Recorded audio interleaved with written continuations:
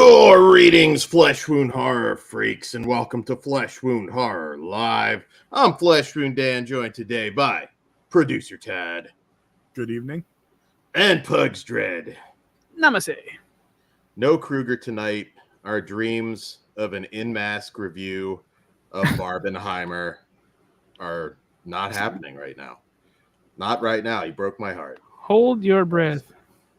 I know you are, but what am I? Ben Grimm says, R.I.P. Pee-wee. I had my graphic on the Farce show. Made more sense. Yes. All I guess is justified it for Buffy, right? Penguin's dad. Oh, he was on. That was like Batman Returns and Gotham. Oh, okay. That was like, well, the movie was obviously, that was his big return after the theater incidents. Yeah. I suggest everybody do a Barbenheimer this weekend and rub one out in the theater in memory of Pee-wee. You got Margot Robbie or Florence Pugh for the people that are attracted to women. Not that hard to do. Might go Pugh. And that's not a hard decision, dude. Yes. So I got presented a question. It's like, oh, someone's like, oh, Scarlett Johansson. I was like, oh shit, this might be hard. And then the next one was Florence Pugh. I'm like, oh, easy peasy. She's your ultimate. But Dan, if you do it in order, you're not making it. You know you're gonna break down during Barbie and squeeze one out. So you're not gonna make it to Florence. I don't know if there's a whole lot of wank material in Barbie. My guess is it would be very limited. It's not a Ken for you, weirdo? Come on. In the kingdom? Yes. The Spleen and Mystery Men. I know that was a farce review not too long ago. That was a long time. That was a long time ago, dude. And all of us thought it was horrible. I haven't revisited. I remember enjoying it, but I don't also know. I think it's it was too long. That was my biggest complaint. There's no laughs in it. It's oh god, that was a rough one. Like I didn't laugh once. I was like, I'd rather be watching Meteor Man. I like Meteor Man. I don't hate it, but that's a bad movie I enjoy at least. Golden Lords. Yeah. Yeah. Well, we'll be talking about a superhero movie that I believe came out right at the same time as Meteor Man later tonight because it kind of figured into the show, which kind of made the show we're reviewing tonight, which made me pop. But yeah, really? Tonight's a good mix of stuff. You'll remember. You're just forgetting. But first TV series we've covered in a while. I know there's some big fans of it in the chat tonight that I've already talked to, so I'm really curious to get into that. But before all that, we got some really cool announcements from TerrorVision. 2 nights ago, I believe it was, and figured we'd talk a little bit about it. TerrorVision is, I think, really trying to be the next Vinegar Syndrome at this point. They've got some work, I think, to sort of knock them off that platform. But a lot of I was gonna say, well, they're filling that niche that Vinegar Syndrome itself has kind of opened up by not, really satisfying what the original fans are really, the weird film we're looking for. Yeah. Except for this month, they killed it this month with that. Like that felt like an OG Vinegar Syndrome package this month. Aren't these the same people that are crying online? When they open up the subscription, is that Probably. Vinegar Syndrome? Okay. Yeah. Well, yeah. Babies. Yeah, they have a subscription as well, which I'm tempted. I don't think I can do both. I think I am going to be a Vinegar Syndrome sub next year, though. The one good thing about TerrorVision, though, is you can pick how long you want to do it. You can pick 10 releases, or you can pick like 100. Like there's levels. Like I tested it out with 10, which I'm in the midst of. Yeah, that's like 200 something, I believe. And now you're not able to opt out of anything, right? The only thing you're able to opt out of, like this month, was Love and Saucers because it's a repress. Okay. So so with that, like if you want it, you can tell them I want it, but you're opted out unless you tell them. Unlike, and I'm assuming they're going to do that with the other re-releases. Yeah, I'm kind of curious. Vinegar Syndrome at this point is kind of the collector's, number one at this right now. I wonder if they will like put some options in there for people who are like, I don't want the sexploitation stuff or not really into Indonesian films, and let them. I don't think so. Vinegar Syndrome never did that either. They didn't, but Vinegar Syndrome's got a big head start. I love some of the stuff they've announced, and there are some gaps with Vinegar Syndrome. Not that they announced anything like this tonight, but sex comedies are kind of a gap when it comes to Vinegar Syndrome for the most part. There's some of their adult films, which they launched their adult site, of course, too, this past couple days. But I wanted to talk just a little bit about some of the releases. We won't run through them all, but Children of Violent Rome. Have you seen that, Todd? I have not. I haven't. Okay, that one you'll want on your list. That was one that caught my eyes right away. They've got a heavy SOV horror focus on some of these, but I also kind of really appreciate some of those 2000s overlooked little gems that they're putting out. Something like Hell Highway, which was one of the more surprising ones because, that was a brain damage title that everybody probably saw at the video store next to stuff like Death Factory and Goth, which also starred Phoebe Dollar. That one I thought was kind of cool. I know it might be a tough sell to people. It's on a lot of Echo Bridge sets. Oh, that too, yeah. Yeah, but I'm kind of curious to see it cleaned up on a Blu-ray.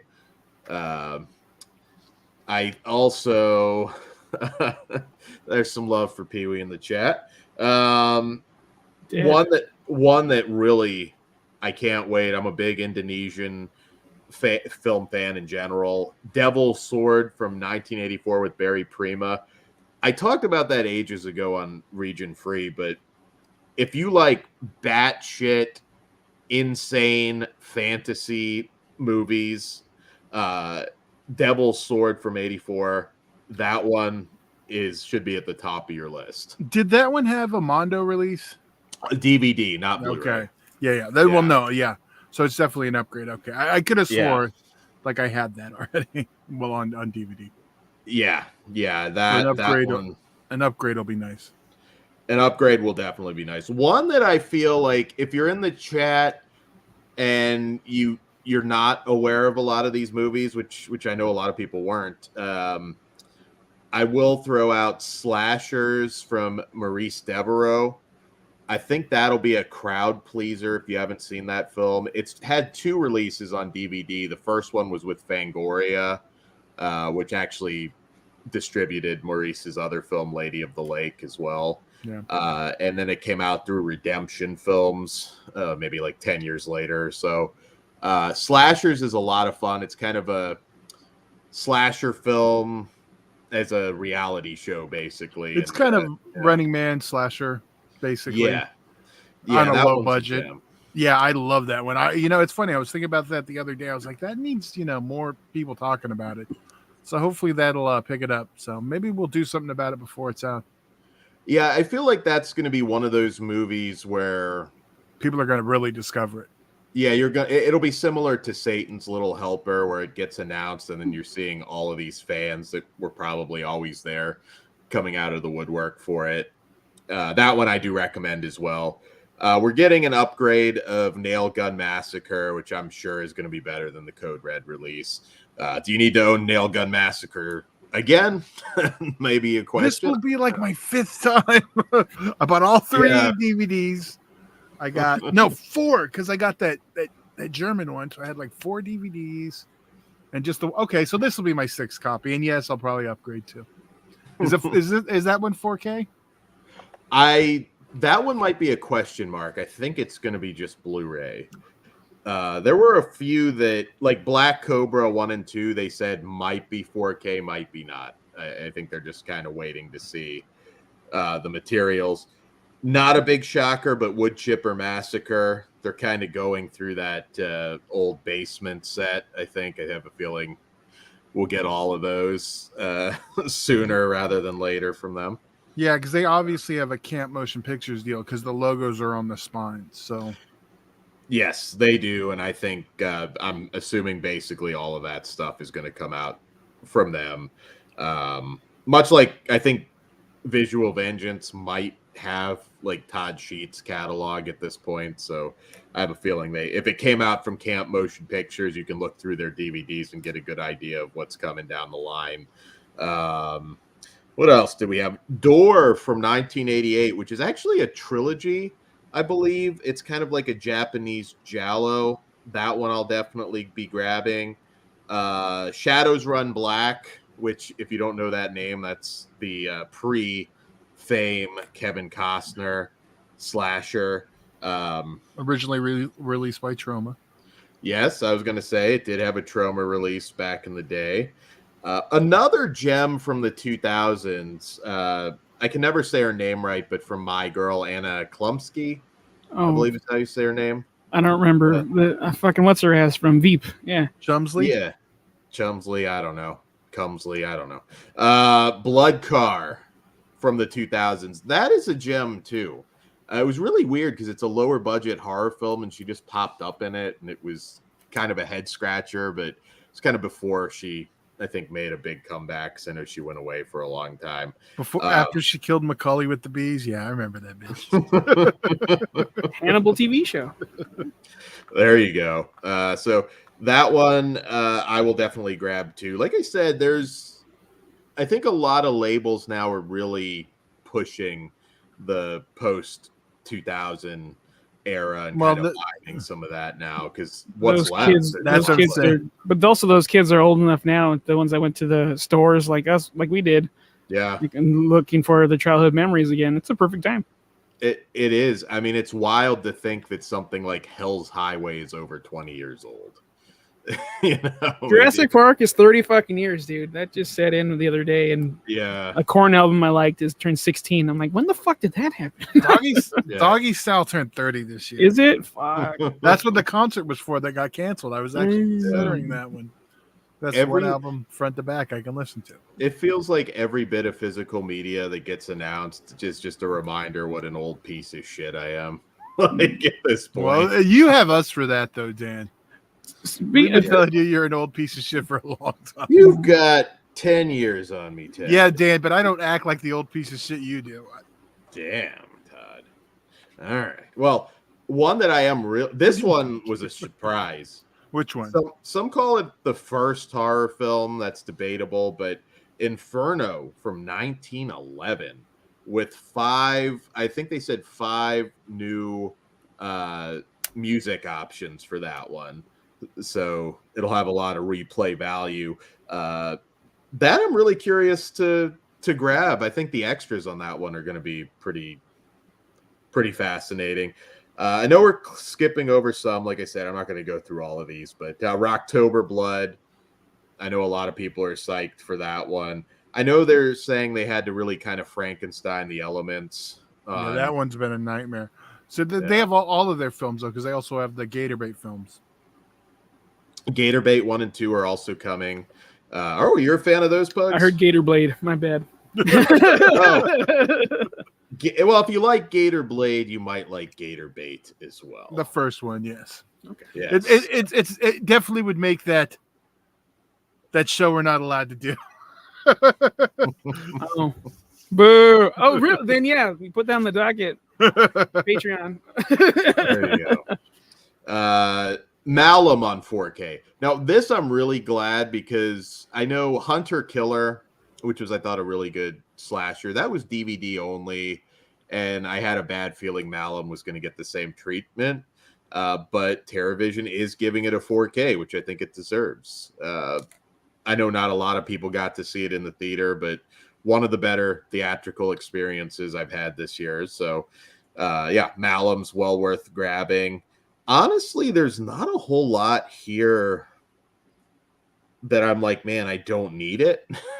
So, which is scary because I don't know how much competition I want them to be to Vinegar Syndrome because there's just only so much money that I can spend on these things. But even something like Chocolate Strawberry Vanilla from Wild Eye Releasing, which they do talk about that a little bit. Just brought it up. Yeah. Oh, there you go. Beat me to it, Ben. That is a good movie. It's not the slasher that they advertised it as, and they talk about that a little bit on the stream. But that's one I saw when it came out, and I was like, oh, wow, this is not what you were necessarily expecting, but it is also another gem that you might want to grab. I suspect that one might be a tough sell just because it has been on DVD. It's not an expensive DVD. I think it actually did have an MOD Blu-ray also from them at one point.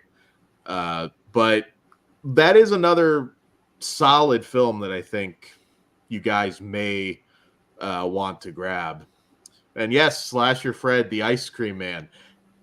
That's what I think a lot of people thought Chocolate Strawberry Vanilla was going to be, and it's not. But they're both good movies. Good. Hey, have a double feature. They're different, but yeah, they wanted Clint Howard, and they didn't get Clint Howard. But no fucking cheese. So yes. Other than that, America's Deadliest Home Video with Danny Bonaducci, Hollow Gate, I think. I guess the entire City Lights catalog, which was kind of like the precursor to PM Entertainment. That's an exciting announcement. Basically, they've just got a shit ton of stuff. Escape from Hellhole, another Indonesian film from Rapi Films. There's pretty much a little bit of everything. Women in Prison, horror, slasher, SOV. Yeah, there is a ton. And I'm very excited. I don't know. It's hard to do so many of these subscriptions, but I'm a little tempted. I might do the 10. I'm thinking about it. I'd say the one thing about the 10 is you can also buy like other stuff like at cost or at discount. Yeah. So you like if you do it in like 4 months, you can like kind of like do the small one and kind of pick up your gaps. That's kind of what I might do if I don't re-up before mine expires. Because at this pace, mine will be expired next month after the next shipment. Okay. So yeah, I think the first wave of people that did it ended with captives, I believe they said on the stream last night. So I didn't do the first like when they first launched it. I waited a little bit. Okay. Yeah, no, I mean, like I said, there's not a other than maybe, Nail Gun Massacre is debatable if you need to buy that again. But other than that, I'm really happy with their lineup right now. Is it competition to Vinegar Syndrome? I don't know. I guess we'll have to wait and see. They're filling the void that Vinegar Syndrome themselves left, which is kind of funny that this month is the one they really went back to that core value, the same day that those announcements would happen. And it's just weird timing. I think it's like now they're like, we didn't forget about you, but they're also releasing Roadhouse. So yeah I was gonna say fucking Swayze action and Showgirls. It's that too. I'm not disappointed I have those from them on 4K, but I'm saying you have to think the lost films of Herschel Gordon Lewis or Roadhouse. See, at least Showgirls lines up with that original line of thinking. You know what I mean? Yeah, no, I get that. I was happy to see Vinegar Syndrome announce Amazon Jail. I'm really hoping that they get Bear Behind Bars, which is one of my favorite women in prison movies. A little lighter, but very sleazy. That was also Blue Underground too, right? It was, and I'm hoping that's a sign. Hopefully. Well, if not, hopefully they'll put it out. If not, I'm fine with whoever puts it out. I love Blue Underground too. Yeah, they're an easier company to keep up with because they don't release 50 things a month. No, I was gonna say, well, I could say I own everything. They haven't put out anything new in a while, except I think they're just doing 4K upgrades right now. They did something new recently. It's the one it still might have been an upgrade that I can't remember. Yeah, I don't know. I know they're hammering out a lot of their Jess Franco catalog on 4K. I think Girl from Rio is the next thing I have pre-ordered from them on 4K. But yeah, I'm excited. I mean, they're doing good work. I do want to grab American Nightmare with Debbie Rochon as well. That's that one. I know I'll get my package, so I'm excited for that. And that one's one we should definitely highlight because it's one that's kind of just doesn't get attention. Halloween themed as well, I believe, if I remember right. But slasher thread. Since they've remade. I'm reading it. Since they have remade The Haunted Mansion, I would like to see a remake of the underrated, made-for-Disney horror movie Mr. Boogedy because it does have many similarities. I would be down for that. I don't know about Disney right now. It would probably be streaming. It's their property, so it would have to be Disney. Yeah, that's what I'm saying. Like, I don't know. I want that for later, but right now, 100% no. Maybe if things had gotten different, that could have been a Disney Plus original, but I don't see that. And they had been redoing some of the older ones too, so that would have made sense for in October. But I don't know if that's going to happen, anytime soon. We are getting Tower of Terror, which I do like the original TV movie for that too. Yeah, Gutenberg, right? Was he? Yes. Yeah, he was the dad in that. And what's her name? I can't think of her name. From The Office, the crazy MILF that was almost married Michael. I'm not an Office guy, so crazy MILF who almost. Oh, I see her face with her pointy. Yeah, I can't. She's in I can't think of her name, but she's in that. Oh my god, I'm just gonna have to look it up. All right. Because she's in some other horror stuff too. Or is it sex comedies? Ben Grimm, Tower of Terror movie, even though the ride was replaced. I was gonna say that's Guardians weird. here, but isn't it still? It's still in Florida. Okay.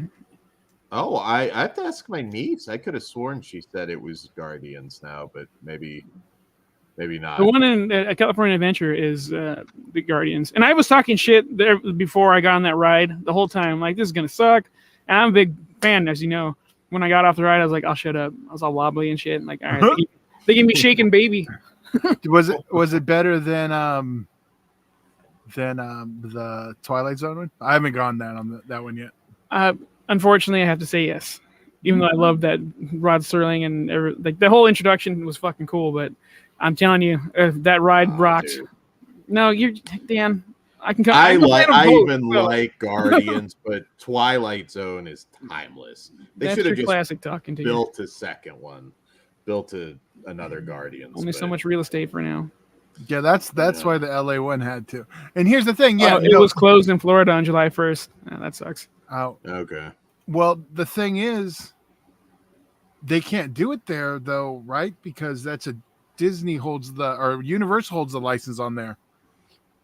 For the Marvel characters. Yeah, I was gonna say, isn't that? Yeah, south of the whatever. I don't know the actual cutoff is. Yeah, but there's basically in the Florida area, only Universal can do Marvel from the existing deal. Okay, that's why there's no Avengers Guardians is post. So they can't do that over there. No, that's why there's no Avengers campus over there because it's everything Marvel is Universal there. From when they sold the rights off. Yeah. They don't have it here because they, for some reason, just abandoned it in California before Disney acquired it. So basically, I don't know if you remember the Marvel restaurant. Fuck yeah, I do. I think you should gave me food poisoning. I had the Ghost Rider ribs. Fucked me up. I don't like ribs because of that shit. Well, maybe that's why they got rid of them. The rest of it was awesome though. Well, that sucks. It closed. I'm curious.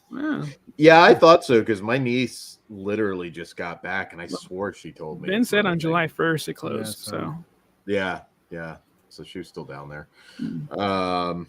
Well, we are going to get to more Disney talk in a bit, but we're going to kick things off tonight for our reviews with A24's Talk to Me from directors Danny and Michael Filippo. And in this one, when a group of friends discover how to conjure spirits using an embalmed hand, they become hooked on the new thrill until one of them goes too far and unleashes terrifying supernatural forces.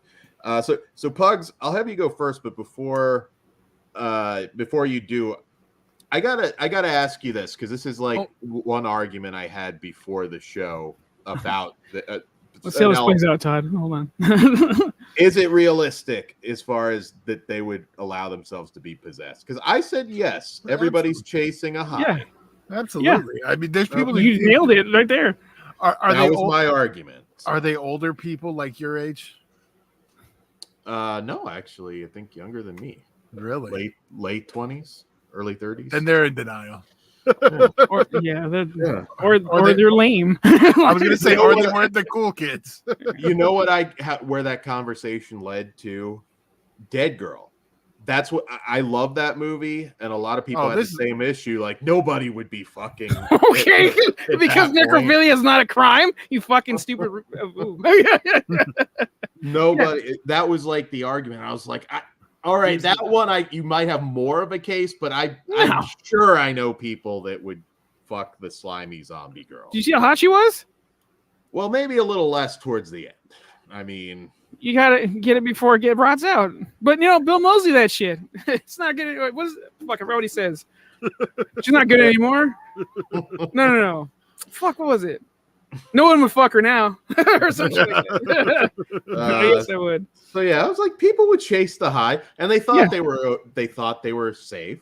Dude, they're stupid kids at a party doing stupid things. It's totally believable that they would do that. These idiots would play Russian roulette. Like, let's play fucking real here.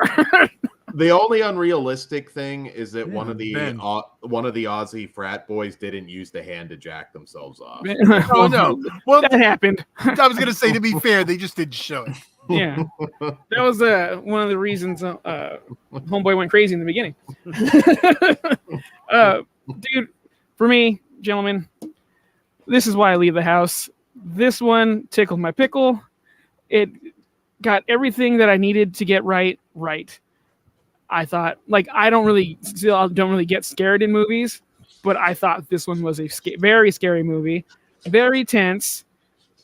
You have all kinds of aspects of mental illness, grief.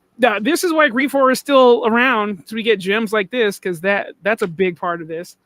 The acting is outstanding. The direction is outstanding, and this is their first time. Now, they did work on the Babadook, from what I understand, and they had a big YouTube channel.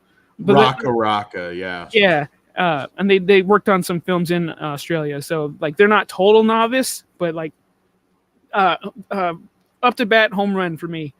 I loved everything about this. I have a hard time actually finding stuff to not like. That's how freaking awesome this is, and I'm actually really excited to hear Kruger's opinion of this, because for me this is like Night House area, and his big issue with Night House was not having gore moments.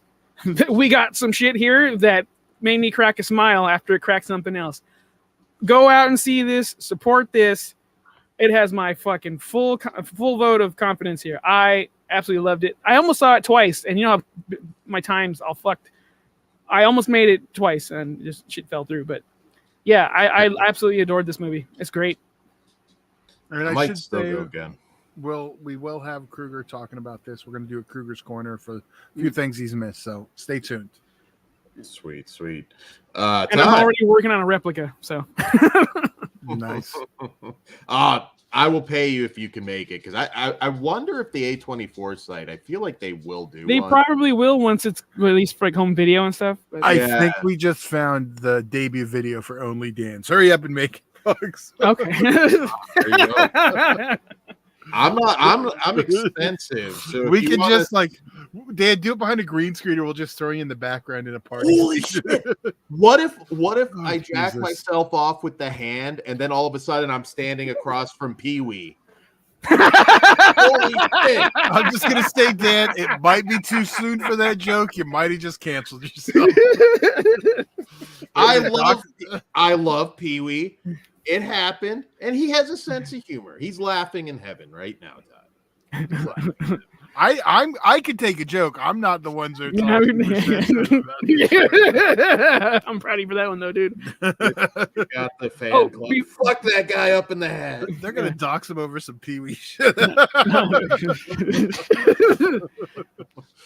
I do. Before I move on, though, I do think that there's an audience for this movie, but I do find that I do think it'll be a little divisive, because there are some brainy elements, or I don't want to say brainy. That sounds like a fucking dick move. But there's some elements that could hurt people to not enjoying this as much as I do.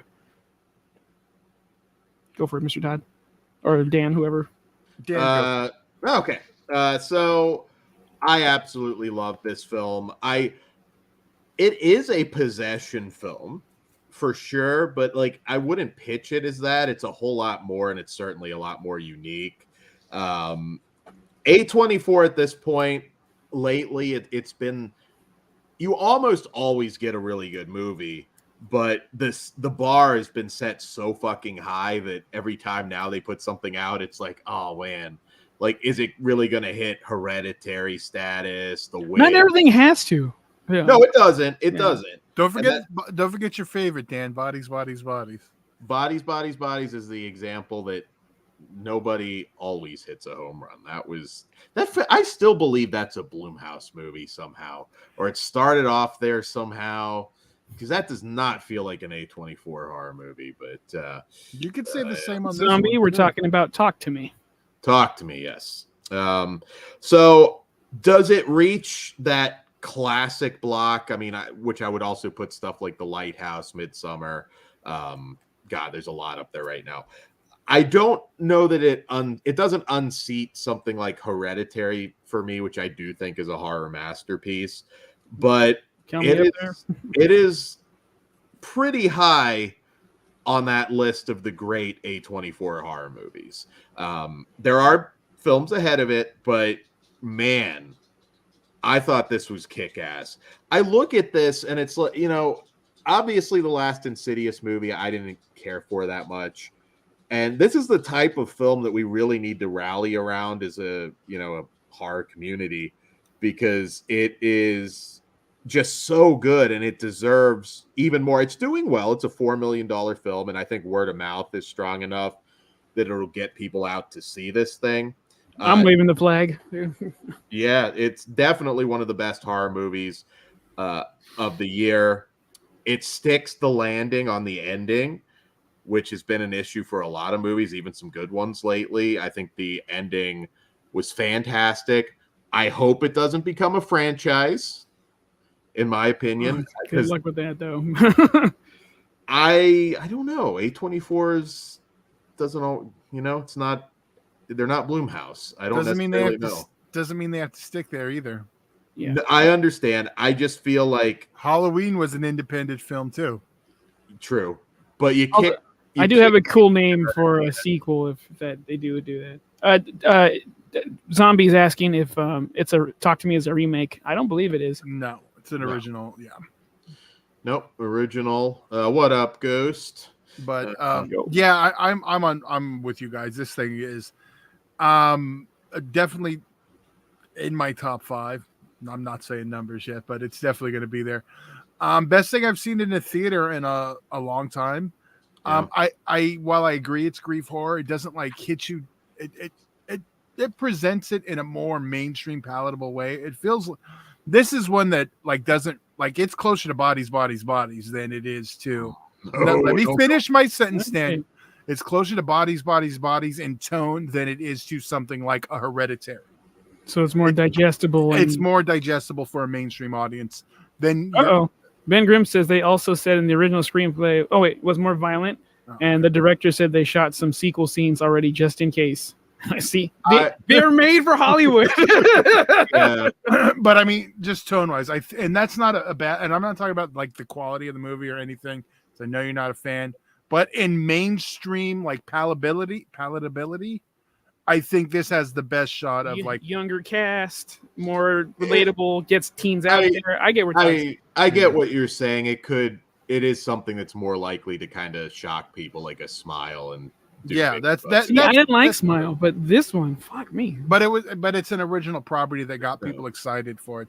So I'm kind of like right there with that, and that's it. But yeah, I loved it. I also hope this doesn't get overhyped. Like I know we're praising the fuck out of this, but I went in with like mild expectation, like that looks pretty cool, let's go see, and then I got blown the fuck away. I think over time that might bite some viewers in the ass. Maybe I feel like this is one I can hype hard and it still won't disappoint you, because Todd did have a good point there. Hereditary, I think, is almost, it's such a horror masterpiece. It's just too much for a lot of modern audience members. It's too bleak. And you can flop that out with Midsummer too. Yeah, this is not light, fluffy horror though. This one still hits hard. But you know what? It's light and fluffy enough if you don't care about what they're trying to say. It's just somebody who doesn't care, who just goes and sees a horror movie, like, you know, a normal teenager just going. The term elevated horror annoys me every now and again, but this falls between casual horror and elevated horror. You can go in both sections and meet in the middle and going, oh, this was really good. Yeah. So hopefully it unites everybody. So yeah, I may see this. I actually probably will see this again in a theater. I want to. Yeah. Have I done that at all this year? I'm trying to think. I don't believe that's not a Batman movie. Yeah, this will be that's not something that I do. So yeah. Ghost, I know that. I wouldn't say fluffy. It's definitely not fluffy.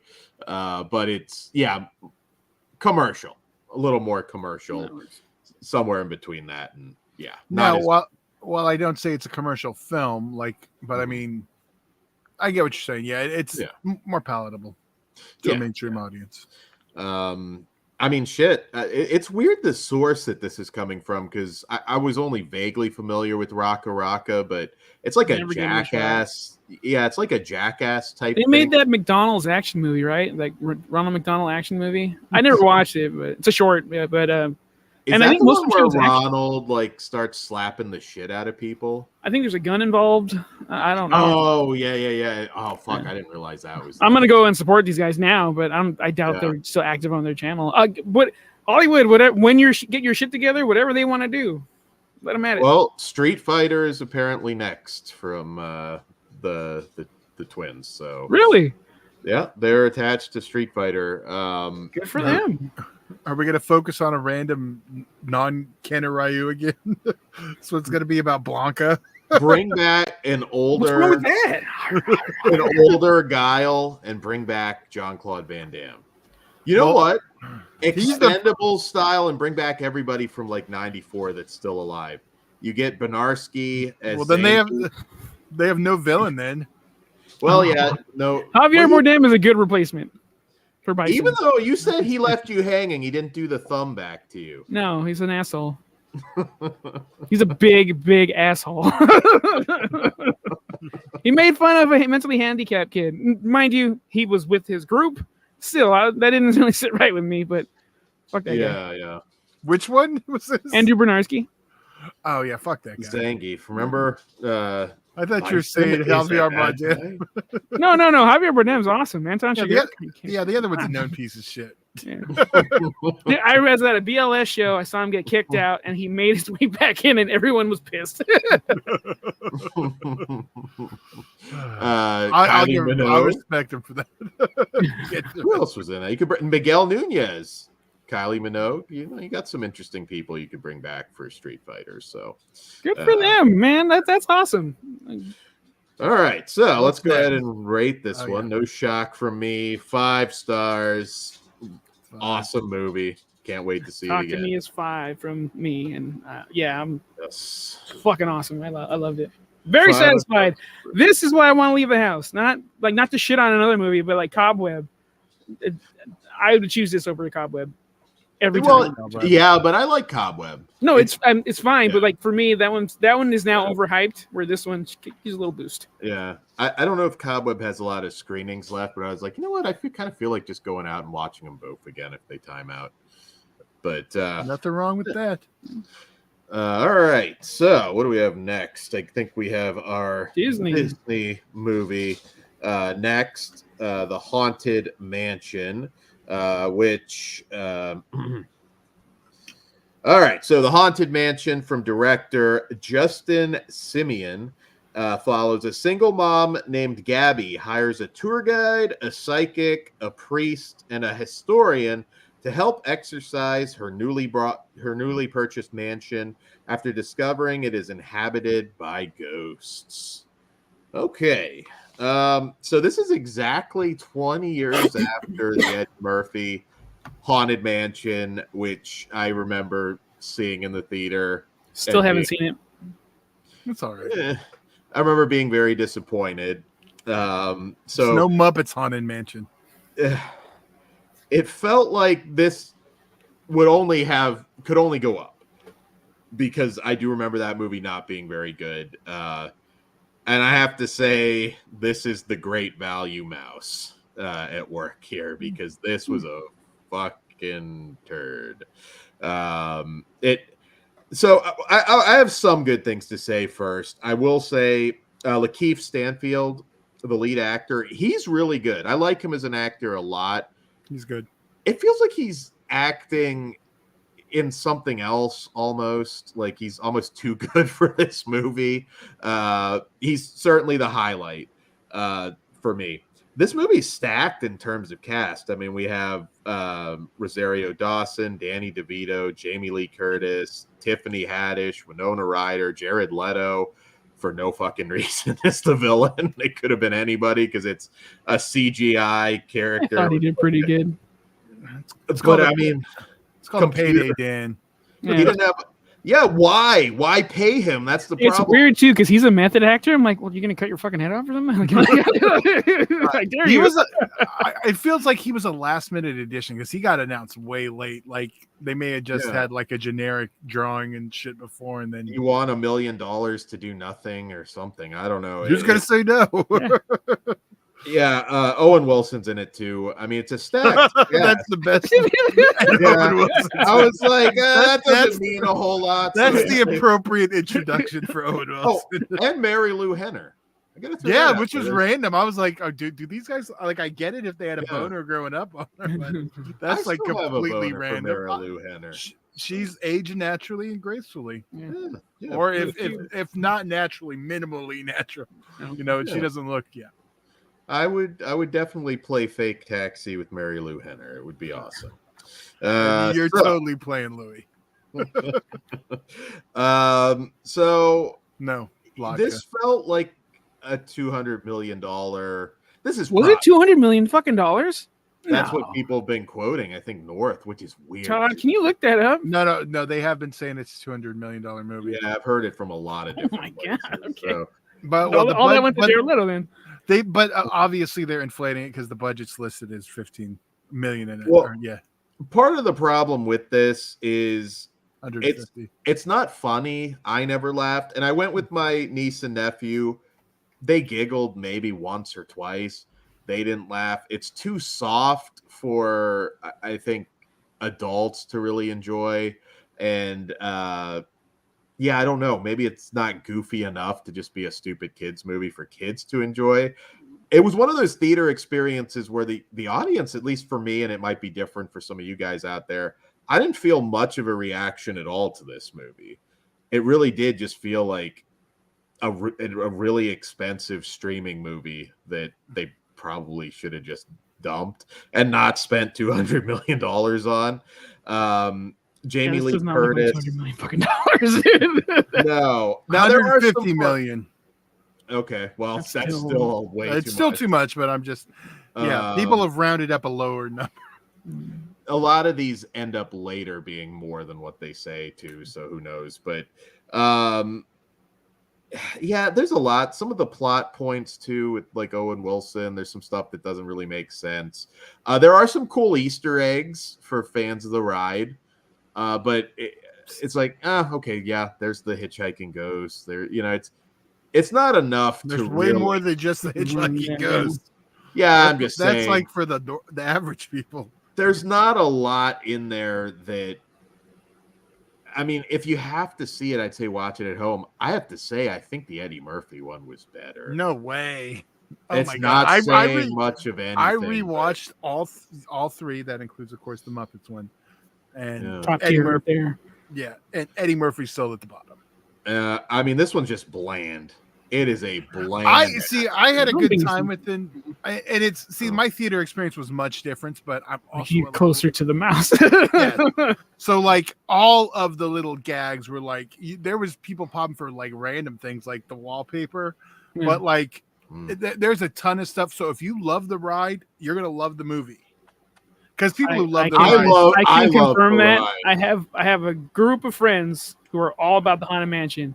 They enjoyed the fuck out of it. I was asking questions. I was like, I love the ride too, and I hated this movie. yeah, but you don't have wallpaper in the same you also have in their room, man. You also just have a hate for Disney no matter what. That's not true. And if you loved Haunted Mansion, those like 3 Disney trips that you didn't go on, you would have went on.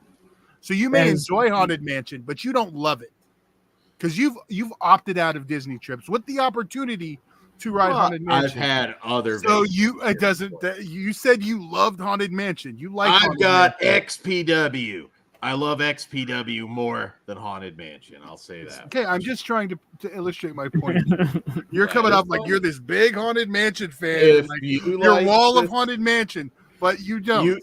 You two are the first 2 that I have talked to that like this movie. I didn't say if I liked it or not.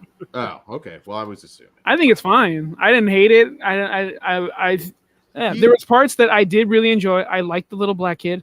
I thought he was great. He also gives one of the best simplistic lines about grief ever. I'm just gonna ruin it here because it's like I hate it here without him. That's fucking beautiful. Yeah. Like that doesn't come along all the time where it's just simply put by a child why dealing with death sucks.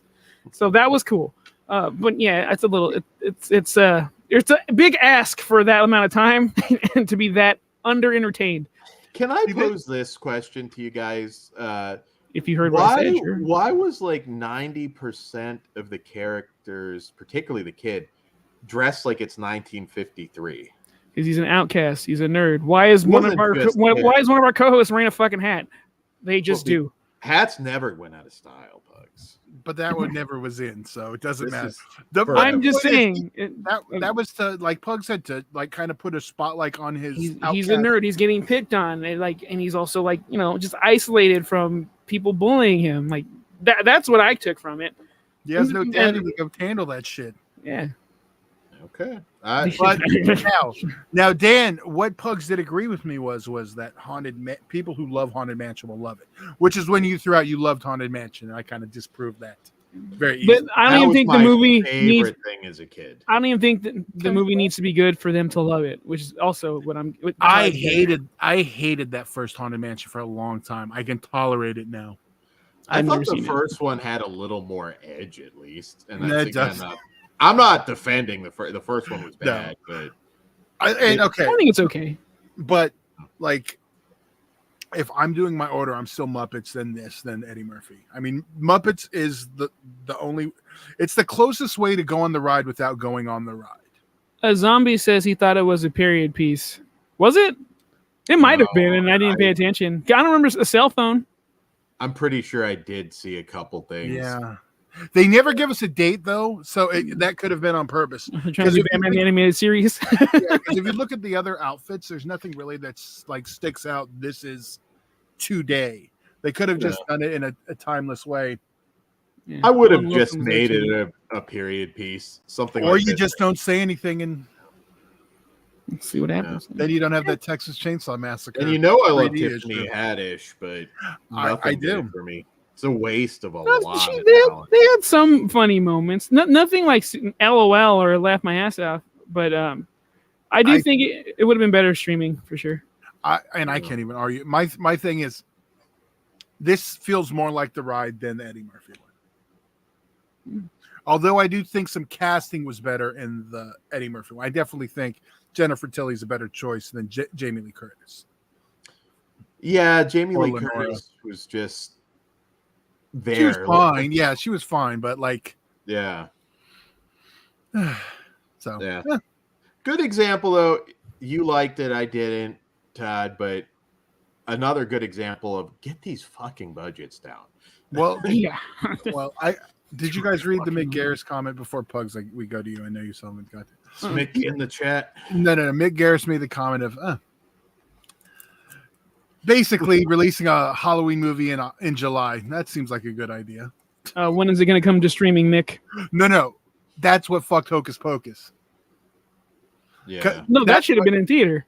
No. The first one. It was released in the summer. Oh. And like I take my jab back. Go get him.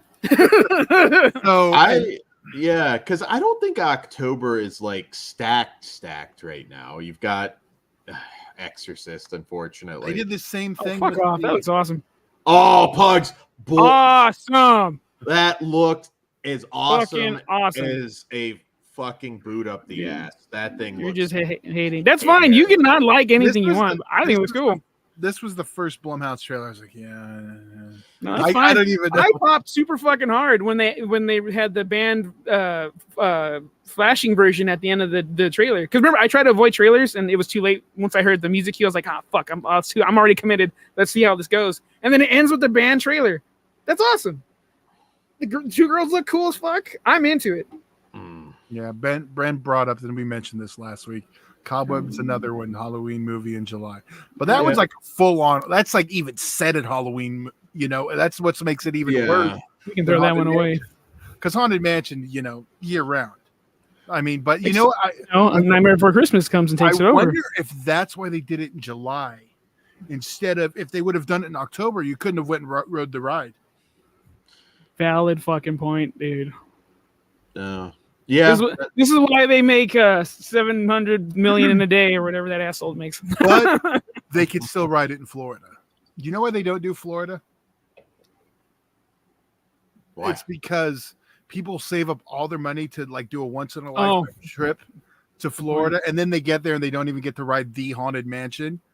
So that's why they don't do overlays there, but they do them in California. That makes sense. I definitely don't think there'll be any additions from this movie to the Haunted Mansion. I can't wait. I think they already started changing shit, didn't they? I doubt it. They refreshed it, but they were smart enough not to throw Eddie Murphy in right after. Look how long it took Johnny Depp.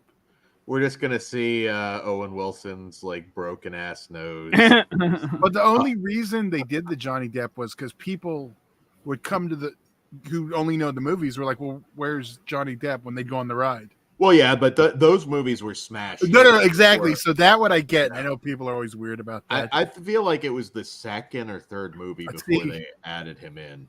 I would fucking kill for that, but I know there's no way they're gonna not do the other one. No. I love that movie, but no. That's the only time I enjoy going to Disneyland. What if they did it for a month in October and then they switched it? Oh, to correct your Christmas? That's fine. We can share. There's room. Do some Coco overlays too, man. God damn it. It'll never happen though, because it's so much work. There you go. So no Jamie Lee Curtis in the ball. Pugs, where do you lie? Somewhere in the middle is my guess. Yeah, I went back and forth because that one line in particular, I hate it here. No, I'm still gonna stick with it. It's a middle of the road movie for me. 2.5 out of 5. All right. Short and sweet. Yeah. Dan?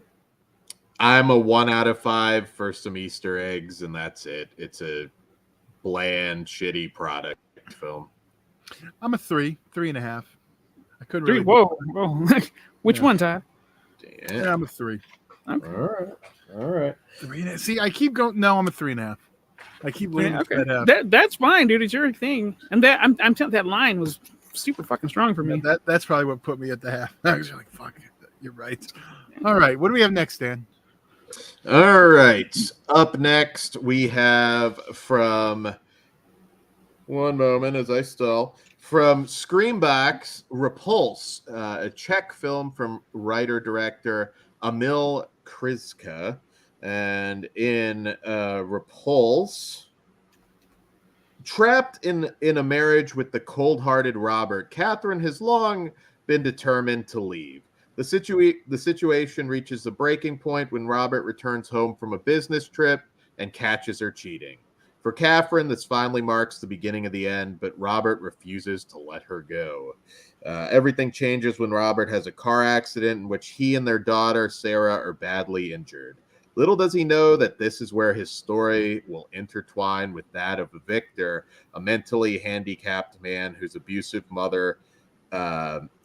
I kind of feel like this starts to give away a little too much. I'm going to kind of cut it off there, but that's the synopsis. Use your discretion, yeah. So these stories of Victor, his mom, and this couple and their daughter all intersect through the car crash. So this was also known as Breaking Point at some time. I don't know if it aired anywhere. Robert Bank? Point. I don't know. This was pitched as an extreme horror film. They tell the story in a non-linear way. It's a pretty interesting beginning, and it's really well made, well shot. The actors are all good. The actor that played Victor, I think, was really good. What up, Brian? It's just one of those movies where it's a little bit different, but not good different. Like I constantly missing the mark. Yeah. I kind of feel like I would have just liked a more, I don't want to say standard, but I think it needed to deliver on the elements that are very much teased. If you're looking for extreme horror, it is not here. They barely show anything in the way of gore. I didn't know it was advertised as extreme horror. That is false. It was directly advertised as extreme horror. It was even compared to somebody actually somewhere. I mean, granted, it's just a hype thing, but like compared it to a Serbian film, and I was like, "Oh, okay. What? I'm in for a fucked up ride." So. That one definitely. This movie's kind of a dick tease. I haven't talked to him about it, but my guess is Kruger's going to rip this one a new asshole. I don't think he's going to like it. Fingers crossed. It just never really goes anywhere. It sets it up as something that's going to be pretty intriguing. It has all the elements of your typical sort of insane back. It has the right ingredients, man. And it just dick teases you, and it never really goes anywhere. I'm sure, like, I kind of feel like maybe I'd watch this again and get something else out of it, but I'm not going to. It just didn't entertain me. What can I say? It's well made, but it's a slog, and it just never really goes anywhere. And it's just like you're waiting for something to happen. It frustrated the fuck out of me. Yeah, it frustrated. Yeah. Okay, I'll go. It frustrated the fuck out of me. It has a cool mask that really doesn't get used at all. I don't want to spoil anything either, but I really don't recommend checking this out. Still get Screambox. Watch the other shit out there. But every time it has an opportunity to do something extreme or very cool, it takes the other route and does something. Oh, that was just flat. So yeah. But yeah, it's a good looking movie, so I can't take that away from them. Actors are fine. It's just it's just not put together well. I don't know. Maybe a re-edit. Maybe tell it linear. I don't know. It just missed the mark every opportunity it had. So it's a big no for me, dog. Yeah, it really did. It really did. I was excited for this one too, but don't go in there thinking a Serbian film. I don't know. Now, had the dad been doing something to the daughter with that accident, we'll talk. There was a lot of like, I mean, the way they set it up, you think you're going to get like okay, this is going to go into like some fucked up territory. That'd be sad. Never does. Now I should say there is like domestic violence in the movie, but it really was almost like had it coming. It was closer to like a Lifetime movie, and nobody was likable in the entire film. It's like, who am I rooting for here? Who am I Lifetime movie about? Yeah, I don't know. Well made doesn't mean. Now, if this was on Lifetime, it might be. It might hit better. My grade would be a little curved. Yeah. You need Eric Roberts in there. Lifetime remake. There you go. Add Christmas to it. Fuck it. Yeah, I will say Screambox has some really good originals. This one was just like, it's different, but it wasn't like good different like a Talk to Me. But again, and that's why I always put over the Screambox, their selection feels different. Shudder all kind of, you kind of all feel like Shudder, there's whereas Screambox, I don't have that, that feels like a Screambox movie, because it can be anything at this point. So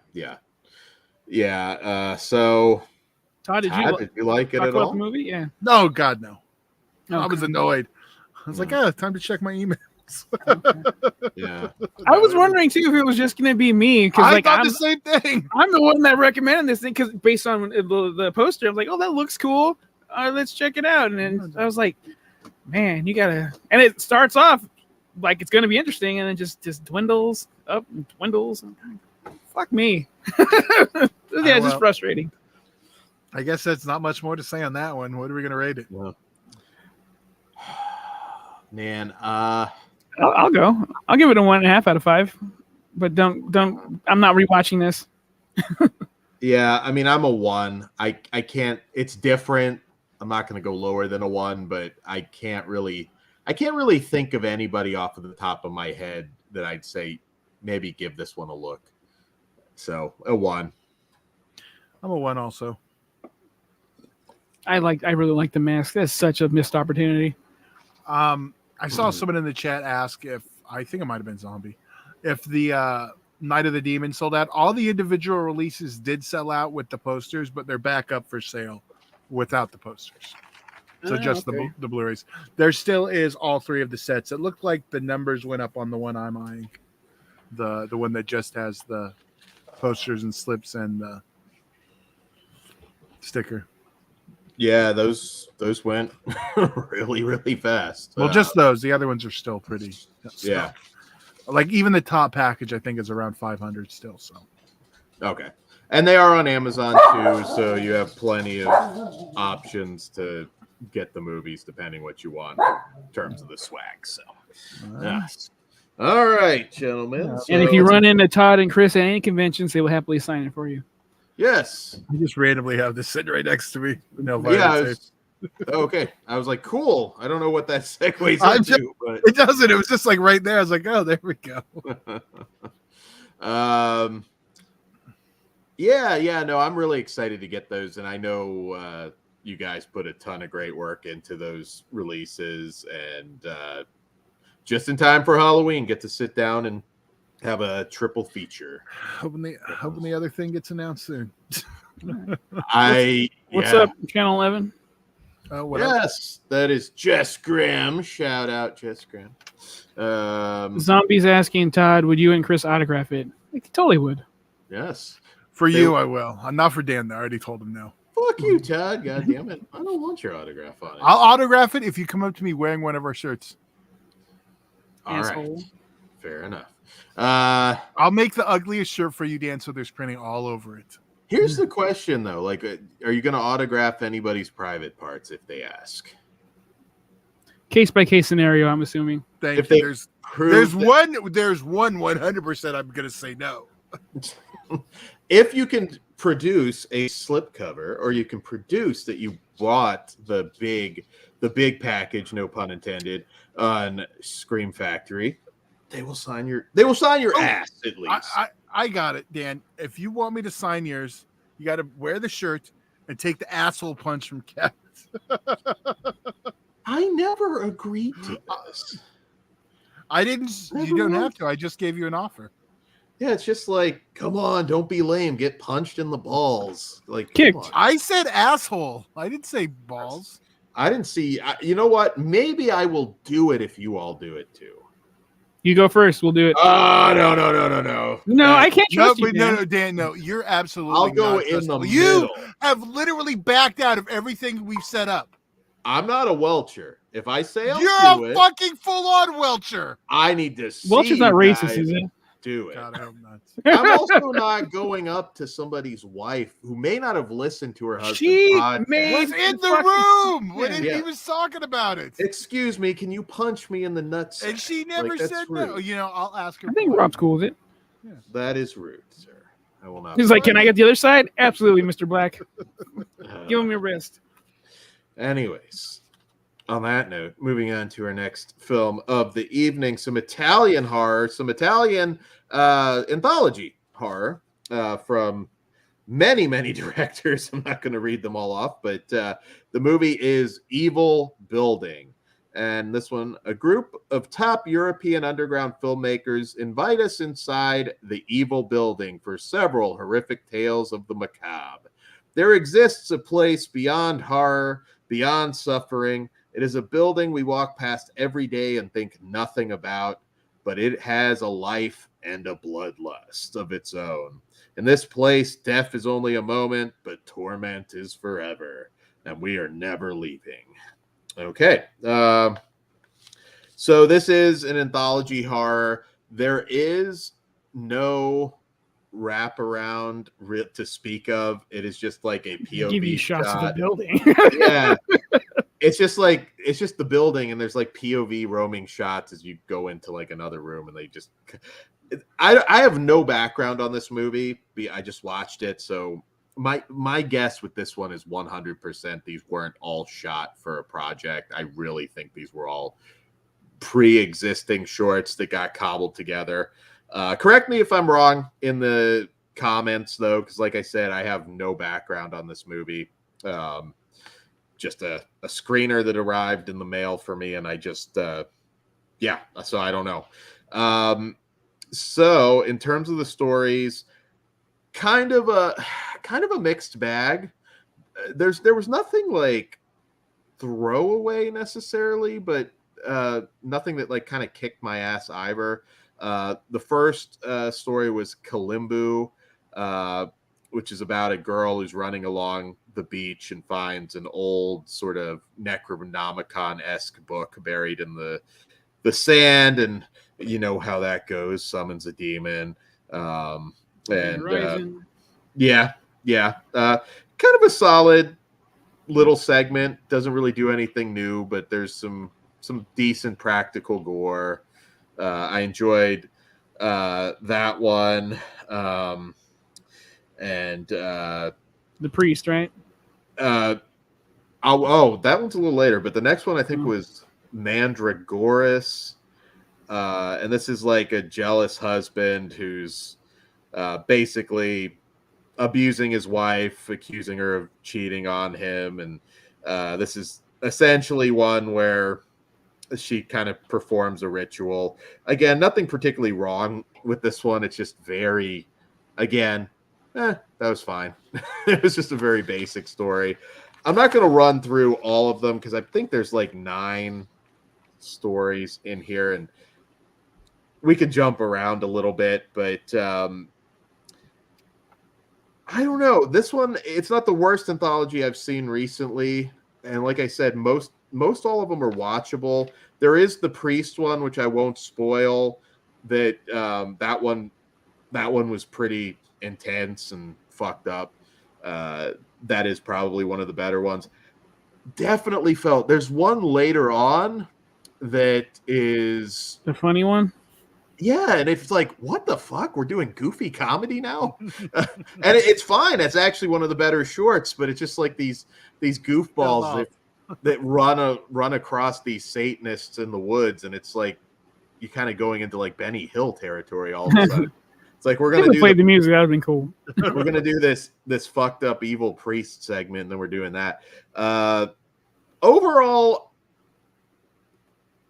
you could literally kind of just skim through some of these stories if you wanted to. Some are good, a lot are just kind of there. But what did you think, generally speaking, Pugs? I didn't care for this one. I really only liked the priest one, and I don't want to go like VHS safe haven area, but if they wanted to make that one into a full feature length, I'm here for it. I want to dive more into that world. Everything else was either okay or mid or just. I did not enjoy the runtime. That is way too long, almost 2 fucking hours. Yeah. And it didn't keep me invested enough, even with all the interesting stories coming out or what potentially interesting stories. None of them really landed for me. So yeah, it's this one's not for me. Yeah, I kind of felt like, I don't know. There are some decent practical effects scattered through, but nothing mind-blowing where I'd say that's a good reason for you to watch it. I don't know if anything was really scary. It's hard to dive deep into this one because it's just one of those, like, yeah, Ghost nailed it, mid. It's one of those mid movies that I just don't have a particularly strong view on either way. If you do like anthology horror, you can check it out. Like I said, there's no wraparound. These are all just standalone shorts. So, yeah, skim through them if you like. Yeah, I guess I would really recommend maybe the comedic one. That one was goofy but stupid. Over the priest? Wow. No, the priest one would probably be the best. but it needed a little more. I agree with what you're saying, because I was like, okay, there's a very compelling story here, but it's it's a 5-minute short, 5-6 minute short, whatever it was. Like, that's not enough time, I feel, to tell that kind of unique, not that unique story.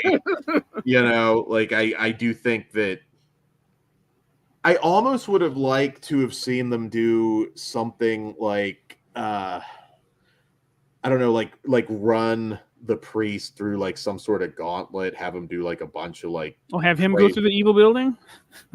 Well, have him do being exercise the demons out there. It turns out he's whatever happened. And we just booked a really good wraparound. Yes, have the priest like try and intervene and fail 9 times, sort of deal, to save his soul. That would be a good way to do it. But yeah, Todd, any love for this? No. Can we just make it official? And from now on, like, we don't call it an anthology unless it's an anthology. This is a collection of shorts. Can we just knock that shit off? I'm cool with that. Yeah. Too many people are doing that now. If you're gonna lose points immediately, if you tell me something is an anthology and it's a collection of shorts, I'm over it. Yeah. I do feel like it doesn't cost a lot of money to have, if nothing else, just one person in a room make a horror host of some sort, just make a couple gags about the story, do the Crypt Keeper thing, and it might have worked. Like I said, not the worst. Like 1031. That's something, yeah. They have the Mulvana, the horror host. I think that's her name. Yeah, you don't have to tie all the stories together necessarily, but give me something. Okay, you got an evil building, this is a lazy title too, like evil building. I don't know. That's like very generic. Give me something else. But dude, before I paid attention, I was when I saw it on the docket, I was like, oh, full moon. This is gonna be great. Like Evil Bong has a new place to live. And what I got was not that. I would have been way more excited. Now I want that. So yeah, is what it is. I'm 2 stars. Like I said, I do feel like there were enough decent stories that it might be worth a one-time watch for you, but I don't know. It's a little. How long is this one? It's just under 2 hours. It's an hour 58, I believe, or 56, something like that. It's a big lot. ask. I was really strongly considering just giving this a half star, but I'm gonna go 1 star out of 5. Okay. Cool. Todd? Same here. Gets a big one from me. All right. Todd was eager to talk about that one. I like that. No. I gotta say, if you haven't seen this yet, no. don't bother. Just no. That's Ben it. Grimm says like Tales of Halloween. Yeah, but I at least there's some good stories in that. But yes, and stuff like that is the reason. That's what are the offenders. Didn't they have Adrian Barbeau as the announcer? That tied it together. I like Tales of Halloween enough. It's no. I also have like a bunch of people I know in there, so it's a little weird. Oh, I can't hate. I did like it though. I thought it was 1031 that you knew a bunch of people. I know them too, but they had a beef. It was a whole deal. Yeah, I heard something about one of the sequels. Deranged Minds. Yeah. All right. So moving on next to what, quite frankly, is a non-horror movie, but it does have Ted Raimi and it did premiere at Fright Fest. So is it Fright Fest? Yeah. Yep, Fright Fest. The UK one. Fest. Oh, okay. Yeah. I might have done that one too, but this is from our friends of the UK for the Fright Fest premiere. Yes. So, and the movie is called Failure, and it is from director-writer Alex Kaham. And in this film, it follows James, played by Ted Raimi, has a big debt with the bank and is given 1 hour to choose between financial ruin or murder in order to protect his family.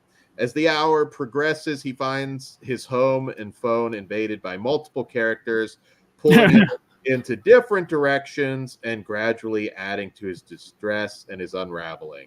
But who is real and who isn't? Daily Ghost says they made a movie about Dan. Damn. Pow. I have to say, Dan brought up not horror. Well, it's not, but it lives in that world like something like an Edmund or a King of the Ants. Like I fucking love Edmund. it kind of like it's like not horror, but it's like right in fringy. Yeah. There's more horrific elements to King of the Ants than Edmund, though. Yeah, I get what you're saying. I do get what you're saying, and also Edmund and King of the Ants are like top tier. Oh no, they are. I Stuart Gordon, man, like he never lost it. Like the end of his career, and I know Edmund doesn't get a lot of attention, but Edmund, Stuck, again, not really full on horror movies, but God, Edmund is a fucking classic. Guys, if you haven't seen Edmund, and I've said this 50 times on this show at this point, go watch Edmund with William H. Macy. Yeah, what a good film, and Stuck is really good too, but Edmund is like. When I first saw that movie, that shit blew me the fuck away. Like, legitimately. I'm like, whoa, this is great. So yeah. I think it was one of those ones, too. It's like maybe they just didn't feel it was horror enough to get it the coverage that it deserved. Because I'm like, why? To this day, it's like, why aren't more people talking about Edmund? Everybody that I know that I get to watch it tends to love it. So, I don't know. Zombie says, Ted Raimi would be an awesome Dan. Yeah, we'd much rather have Ted Raimi here. Can we switch them out? God damn. Dan looks like Ted Raimi's costume in Evil Dead. You can both suck my dick in the fruit cellar. So there you go. God damn it. So I'm fine with Ted Raimi. I'm fine with Ted Raimi playing me in the Dan biopic. But who's playing you guys? If you're casting me, I get to cast you guys. Who's Precious? That bitch. Pugs calls Precious. So you gotta get Suda Bay is, and you gotta get Harvey out of jail for me. Well, he's not an actor, Todd. Get a little bit. He can act his ass off. You'll get the walker out. It'll be the shit. Yes. Anyways, yes, Harvey Weinstein can rant about Coolio not fitting Eric Dillinger's character. That would be really he was out of place. to see that rant from Harvey. You guys cast us in the chat. You get to cast the Flesh Wound Features biopic. I double dog dare you to find someone better than fucking Precious to play me. Double dog dare. The challenge has been laid down. You don't get to cast Aussie though, because that's clearly going to be Roman Reigns. At this point, or maybe Samoa Joe, since he's dipping his. Talk about him later. Oh, Ben. All right, I'm not offended by that. Bobcat Goldthwait. I am. He just said Bobcat. That's how Dan's hair looked too before he cut it. Hey, look at Bobcat's ex-wife. I'm good with that. I'll be Bobcat. She was trying to get jobs, dude, but that's cool. Damn. Seen her lately? Woo. Is that a good? Woo? No. Bobcat saw it coming. Yeah. Tries to get back with them. Oh, I don't know. I can't do Bobcat voice. Never mind. He's hard to do. We're going to talk about failure in a minute, but Malcolm Jamal Warner from Malcolm and Eddie is Pugs. Okay. Yeah, the oldest from he's a little bit older than Pugs at this point. But so does Bill still get to be a dad? And does that make Dan Eddie? He looks like an Eddie Griffin. You get that episode where Pugs brings the date home. It's like, don't take any open drinks. Hey, Dad, she said no. What do I do? Hands in the drink. All right, on that. Nobody's cast you yet, Todd, but because I made the perfect casting. Malcolm and Jamal Warner. I don't know if he'd capture the essence of Pugs, though. I don't know. Well, fuck. Great actor, Lakeith Stanfield from Haunted Mansion. There you go. In a fat suit? He's still out of place. Well, he can Vin Diesel it and just gain some weight. But if we're picking him like that, can I get Christian Bale to fatten up? That's awesome. Oh, Machete is Todd. Oh, there you go. Fucking royalty. We could afford Danny Trejo for sure at this point. It might be for 5 minutes. Yeah, I was gonna say, Todd. We gotta like just come up with creative. It's one of the shows where you're out of the house. I don't think Malcolm would play me. It could be though. I suppose. But Dad, we should be talking about this review we were solicited for. Yes. Ted Raimi's listening right now. Why are these fucks casting themselves and not talking about my movie? No, he's probably laughing his ass off. Come on. He's a good guy. He is. Ted Raimi, I've always had good experiences with the conventions and stuff. So, all right. So this is a roughly 90-minute film. It's all shot in a single take, and it's 3 acts. So the big I only remember the name Greed. I forgot the names of the acts. Damn it. Oh, anyway. The Family, Greed, and the Power were the 3 acts. So the movie kicks off. His dad has passed away. He's about to be foreclosed on. They have a plastics business of some kind. It's not super clear, but and he's basically wrestling with this. He's got 4 days to somehow turn things around and keep this factory. He's under a lot of stress with people losing their jobs and bratty ass kids. Yeah, he's got some high maintenance kids that he's trying to take care of, and there's a lot of people that show up and feel they're owed some money from Ted. There's people upset about the factory closing down, and things kind of escalate. So definitely not a horror movie. There's no horror elements in this. I guess I would say it's a dark comedy thriller. It's definitely a suspense picture. It feels like it's very Hitchcockian, and as it should be mentioned, it's all done in one continuous take. Yeah, I did. Yeah, shot in a single take. Like for real though, or did they do like the secret cuts? I'm sure there probably is some digital cuts somewhere. I mean, but even with that, it's still. I'm not calling them out. But I'm just yeah. But there was no obvious Hitchcock shots to the back a la Rope. So Feruza can play me, Ghost. I will have to have play you for money, so you should go buy drugs. Private time, so she can like fully. That's fucked up. I'm not gonna even dignify that. Yeah, you sold that picture I sent today. Of course I did, because it's not nice. And I'm gonna blame the internet. But so yeah, Hitchcockian to a degree. I don't know if it's a good vehicle for Ted Raimi because he's at least playing against acting type. his fucking ass off, dude. Acting his ass off, and he's not just the funny kind of sidekick guy. It's few and far between the Ted Raimi lead roles. Like that really doesn't happen very often, and it's a shame because I think Ted Raimi's a very capable and solid actor as we see here. And that's like my biggest pitch for this. If you're a diehard Ted Raimi fan, I think you will enjoy it. It's not. I don't think it hits a home run as a suspense film. And there are a couple laughs here, but it's not exactly, it doesn't go far enough as a dark comedy. So it has that issue of like, who do I recommend this one to exactly? And I'm stuck beyond like diehard Ted Raimi fans. I was going to say beyond the people I know here. I'm not sure. Yeah. But he acts his ass off. So people who appreciate good acting, see, this is something that can, maybe someone else will see it. Well, shit, maybe we should cast him more. So, because I think he killed it in this. I do disagree. I think the suspense. Well, I don't know if suspense is the right word, but I didn't really know where we were going, so I was never bored. It's anxiety driven, or anxious. I think that's a better word than suspense. There is a little bit of anxiety, like trying to, what's going on.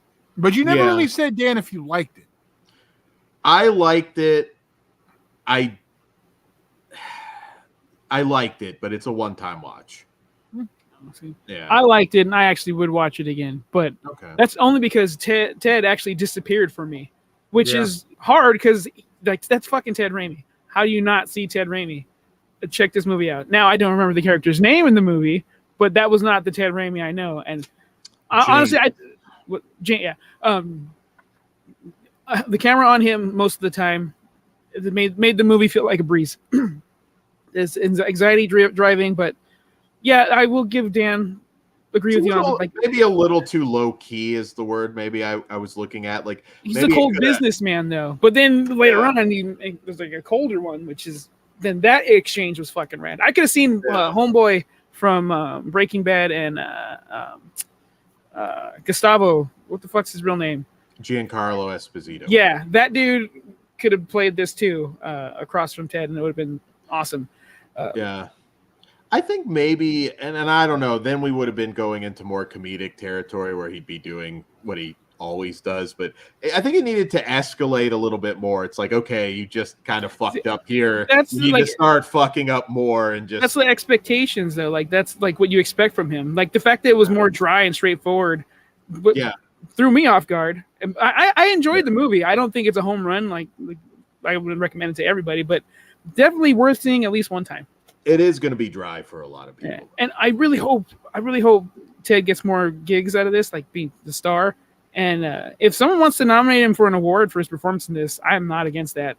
Even though the holes just okay. His performance is fucking outstanding. He's on screen the entire 90 minutes. It's all Ted Raimi. So. There's a reason this is being entered in festivals. I think I liked it more than you guys because I did but I am a sucker for Rope, so I love that the whole one take thing.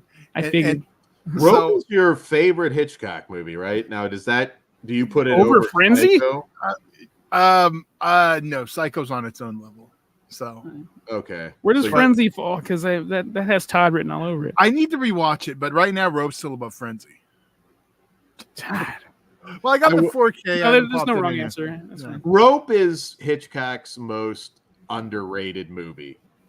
It is like the one that never really gets talked about, and it is great. Like pretty much all of his movies are great. But. Ben Grimm, Rope was fake one take, right? Well, the term fake is not really a good one because the cameras then they could only film 15 minutes a take because the film would run out. So every 15 minutes they had to like lock on a back or a shot that they could just cut.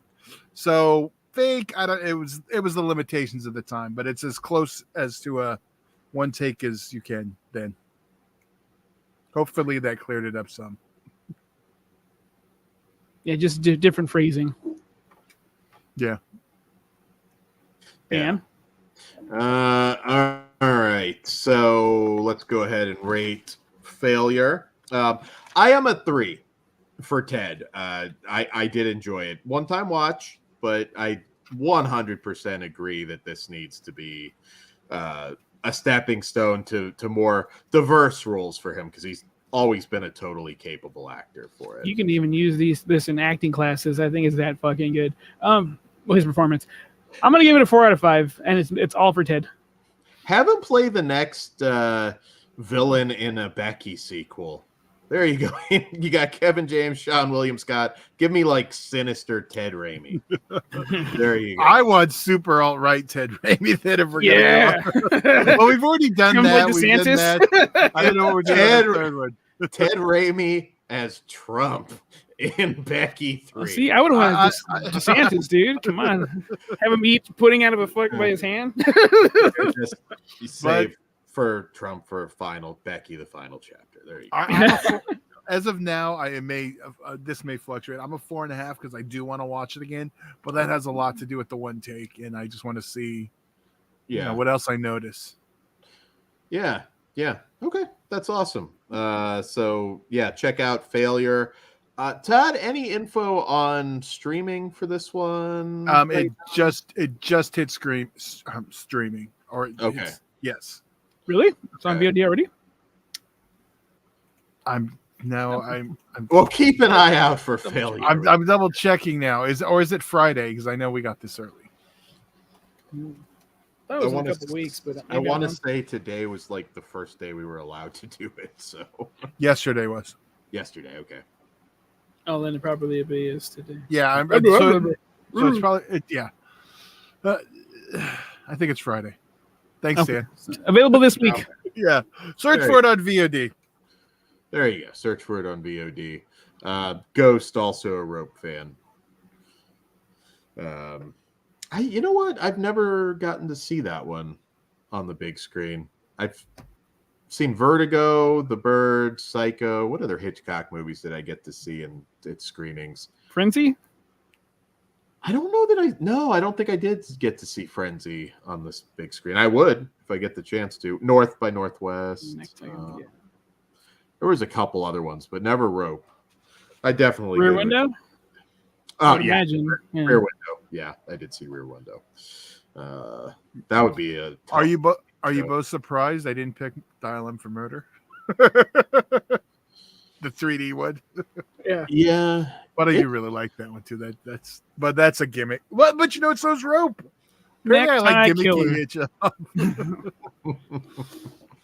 To catch it. Oh, is it To Catch a Thief? Daily Ghost says Family Plot. That's a good one. But I don't think I'm ranking that at the top, but yeah. It's notorious. Right.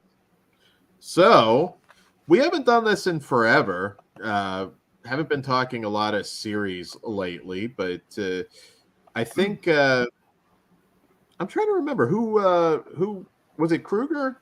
Yeah. Said we talked Twisted Metal. Yeah. Which is unfortunate that he's not here because he's the gamer of the bunch. I played some Twisted Metal the other day. Patreon.com/FleshWound Features. I think Twisted Metal had Rob Zombie in the first game. Of course, I had to. Proceed. There you go. All right. So Twisted Metal is a streaming series right now on Peacock. Every episode is around a half hour, sometimes a little less, sometimes a little more, but right around a half hour. And it follows a motor-mouthed outsider is offered a chance at a better life, but only if he can successfully deliver a mysterious package across a post-apocalyptic wasteland. So this is based on the PlayStation game. And so basically the world kind of goes to shit in 2002. So culture-wise, pop culture-wise, there's a lot of callbacks from 2002. Great soundtrack. Great. Yeah, I was going to say, like, this is a time I remember quite well. You have one of the characters who's, like, the height of music for him is Cisco's Thong Song. That's not even really a spoiler. If you ever wanted to see Samoa Joe dancing to the Thong Song, you do get that in Twisted Metal. That should sell it enough. I was not like super excited, to be honest, going into this. I just was like, video game adaptation. I was familiar with it. Wait, shocker. Dan not excited for some kind of property getting on some kind of media? Call me shocked. I was not, but what? But I fucking enjoyed this. I thought this was a ton of fun. I guess I would pitch it to non-gamers as kind of a Death Race 2000 sort of vibe. But yeah, that's a big ass, dude. But in between that, it's actually touching. In fact, I'm going to say this. The actress Stephanie Beatrice, who plays Quiet, I thought she was fantastic. She was quiet a lot. Is this your first experience with her?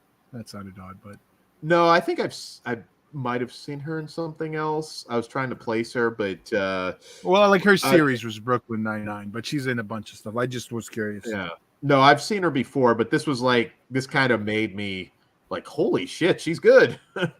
She's really good, actually. Hey, don't sleep on Anthony Mackie playing Will Smith back in the 90s, man. Here's the thing with this, though. He's better than Will Smith. It's like, and I'll talk about when it would get to me, but it's like a sci-fi show. Yes. Sci-fi with stars. But yeah. But it also has a lot of heart. It's not just the goofy sort of grindhouse style Death Race 2000 feel. It is gory. And it's actually closer to the Death Race sequels, I think, like the direct-to-video stuff than like. Yeah, with heart. But yeah, I agree. You really want to get that with heart in. I know. We get it, Dan.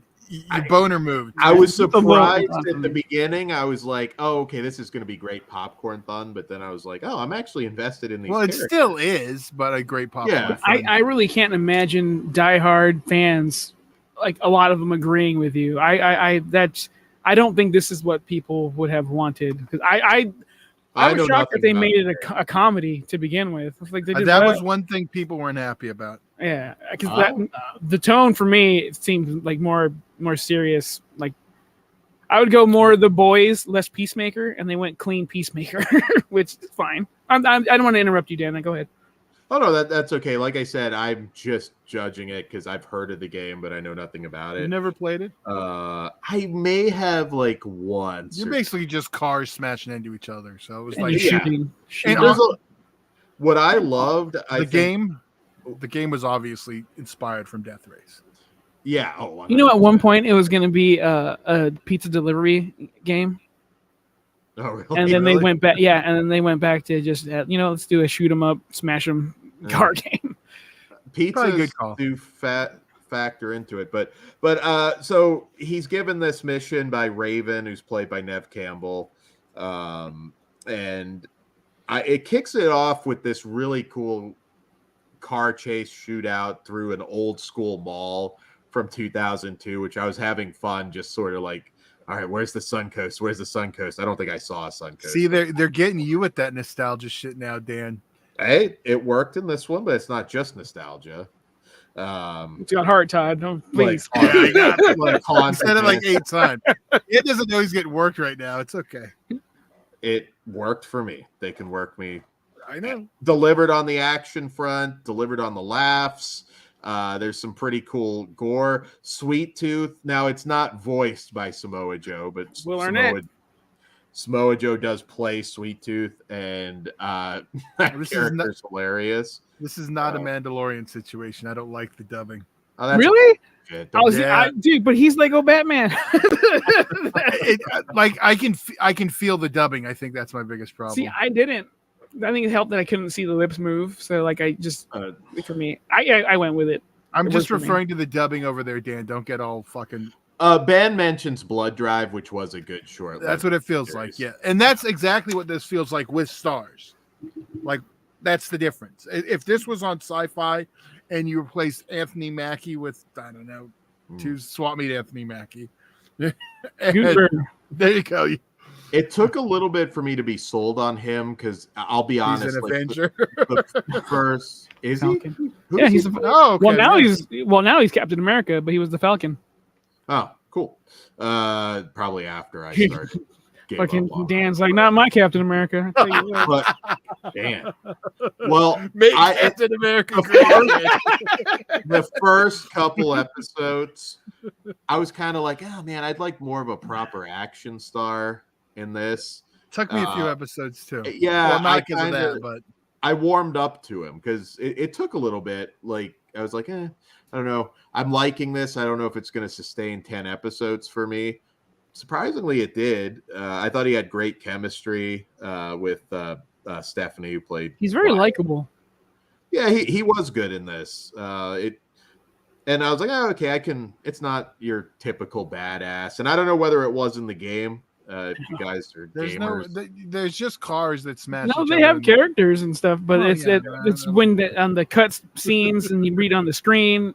Yeah, because there's a bunch of Easter eggs too, and like I'm not the biggest fucking Twisted Metal fan. My buddy Rob, he's a ginormous fan, and I haven't talked to him about it because I want to do the review first. But I can't imagine that he liked this. I'm not gonna say at all, but he's one of those more serious guys. He likes his comedy, and like Twisted Metal is precious. So I don't think that would have hit home for him. But for me, I enjoyed it. I went in going, why would they make this a comedy? And as the episodes progress, I just found myself liking it more and more. I'm like, this is just, I can turn my brain off. If I got to do stuff in the background, it's totally cool. I'm not really going to miss anything. It's shockingly entertaining. And I really want season 2 because that's what looks like. That's what I was promised, and that's what I want. So when we get there, I'll be happier than then. It kind of feels like that's kind of leading up to It should. what the game was. Which I hope it gets a sequel, because that is exactly what I want. But getting back to Sweet Tooth, I loved it. That shit worked for me. I did not like how he got the name Needles. Ben Grimm says, yeah, I wish I didn't know that Samoa Joe was Sweet Tooth, because I was so conscious that it was his body but not his voice. Oh, see, I just went with it. Although how he gets his flaming hair, I'm like, that's just kind of, well, okay, just don't forget he has his head's on fire. It was one of those you just had to kind of go with it. There was a little bit more edge to this, even though it is very comedic, than I expected from a modern streaming series. A lot of these just are kind of bland. Ben Grimm, I thought Twisted Metal, the game, was kind of goofy until Black came out, which took it seriously. Yeah, the Black Asylum. Yeah, I liked some of these side adventures in here too, like when they the dominatrix group that they randomly come across. I thought that was hilarious. There's a couple good gore bits in this too. Sweet Tooth, you may not get Samoa Joe's voice, but you do get to see him fuck up a lot of people in very horrific ways, which I did enjoy that. It was just fun. I had a good time with this. Zombie says, I like stew. Stew! Yeah, I can easily see myself having this on all the time. Like if I have a half hour to kill, or if I need to do something, I need something cool in the background. Yeah. I'm probably going to be the only one then. Like the first few episodes, I was like, I don't know about this. This just feels like a bad sci-fi show. It wasn't till it really it wasn't really till right about the 5th episode, right about there, where I just like started hitting all this, like everything beyond that. It was like great. You started caring about them at that point. Yes, I cared. I cared about them so deeply.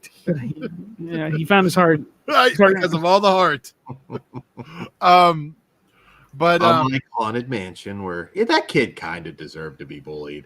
He was kind of a dork. I know. I mean, you're known for bullying them, Dan, so behave. That's because he was bullied as a child. I said he deserved to get bullied. How does that factor in? Okay. But anyways, back to the movie. Okay, Dan, you know what? You fucking make me cut the stupidest shit. And that is like literally on par with you saying, like, talking about bullying children. Yeah, I got to cut the character. That's not what you said, though, Dan. Ben, did you fictional that he bullies children? Fictional character, Todd. Just saying. If it happened. Damn. But there's a lot of, I don't know. This is a lot better than and over. Kruger likes this though, because I don't think he will. He already kind of answered that question to me. Did he? Oh, okay. Well, I'm gonna save it because I want to see his review. But I would bet against it. You kind of have to, like, the thing about video game adaptations, and this goes back to the 90s. A lot of those were great. Well, no, I'm saying a lot of people playing. It's like, oh, it's nothing like the game, but I'm like, there is no story really in the game, especially back then. Like you kind of have to create something from it, because where's the story? Like House of the Dead's a bad movie, but what exact story is there to adapt in House of the Dead? There really is no story to in Twisted Metal, it's Calypso and getting your wish, and then all the characters fighting over that. But that's some next season or two stuff that we'll get into, hopefully. Yeah. I think this will, well, who knows right now with everything kind of screwed up, but I think this will be popular. I'm not going to give away who, but there is a podcaster that I know you guys listen to that might actually be doing a stream is Sweet Tooth, because they loved it that much. So, oh, cool. Stay tuned. I'm kind of curious to see if he does it. I could have called Tanky up and we could have had him do it. There you go. It's not a bad costume idea. I'm sure Trick or Treat or somebody will get the license to the mask, I would imagine.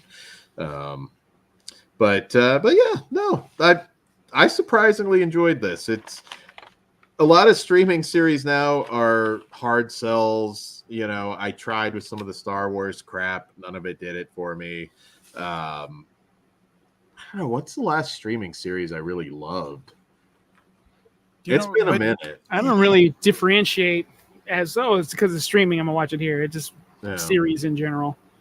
I don't know. I don't know which one you liked, if any. Did you watch fucking Interview with the Vampire yet, Dan? No, I'm not. I'm not an Anne Rice guy. Really? So never was. No, I think I. Okay. I Punisher read, Batman fan. Last of Us was good. I fucking wholeheartedly. I take it back. Yeah, because I know you were saying this. We haven't done a series forever. I was like, I know we have, but I couldn't think of it. And that was probably the last. That's based on a game too. That's true. That is true. Well, here's something for Pugs off topic. Did we rate it already? We should probably rate it first. We have not rated it. Where would I go? I enjoyed it a lot, but there are some hiccups that I did not care for, but not enough to shit on it. I'm gonna go 4 out of 5. 4 out of 5 sounds good to me too. Yeah, a lot of fun. Soundtrack was rad. Soundtrack was awesome. Yeah. Yeah. Even I had some nostalgia for that time.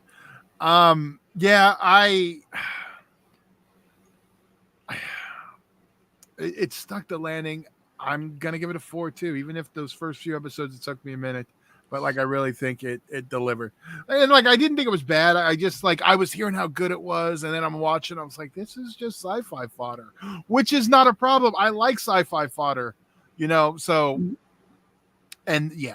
But like not expecting that going in, it is a little jarring. Like, whoa! I thought we were going to spend some money on this. What happened? I thought it was. I hadn't been following it. I thought it was a movie at first. I was just trying to go in blank. I knew it was going to be on Peacock, but I didn't know they were doing a full 10-episode series. I still want the dark and gritty version of this though. Like it's meant for that with like just dark humor. Yeah, you can get there possibly in the next one. I don't think so. I'm a little worried it's going to be like probably 2 years before we get anything else, though. That's the shitty thing, but it's going to be a holdup on a lot of stuff, man. I was going to say, Pugs, what do you think about Seth Rogen becoming like the owner of like indie comics now? Now that he's got Invincible, The Boys, and Teenage Mutant Ninja Turtles. Those are like arguably, which I haven't seen yet, but I got that tomorrow along with the Meg. Nice. I'm fine with it. He's a genuine fan, so I think it's in good hands. Like him and oh my God, Shaun of the Dead. Not Edgar Wright. Not oh my God! Yes, Simon Pegg. Okay. Because if you watch Paul, he's wearing an Invincible shirt. So like he's yeah. He like those dudes. If they want to do any comic property, if they want to help push it along, I'm totally cool with it. They're genuine fans and there we go. Rogan, he did Preacher too, so yeah. Yeah, I didn't finish that one. Dan, I know you love that one. Season 1, you have to be a little patient. Season 1's not great, but if you're patient, there's some blasphemy that you would not fucking believe in that show. But I get it. Like I was just intrigued enough to continue, and I'm glad I did. Barney likes beer. I like the animation style of the new Turtles movie. Yeah, it looks pretty cool. I wasn't really sold on it, but seeing it in 3D with that animation style blew me away. Good.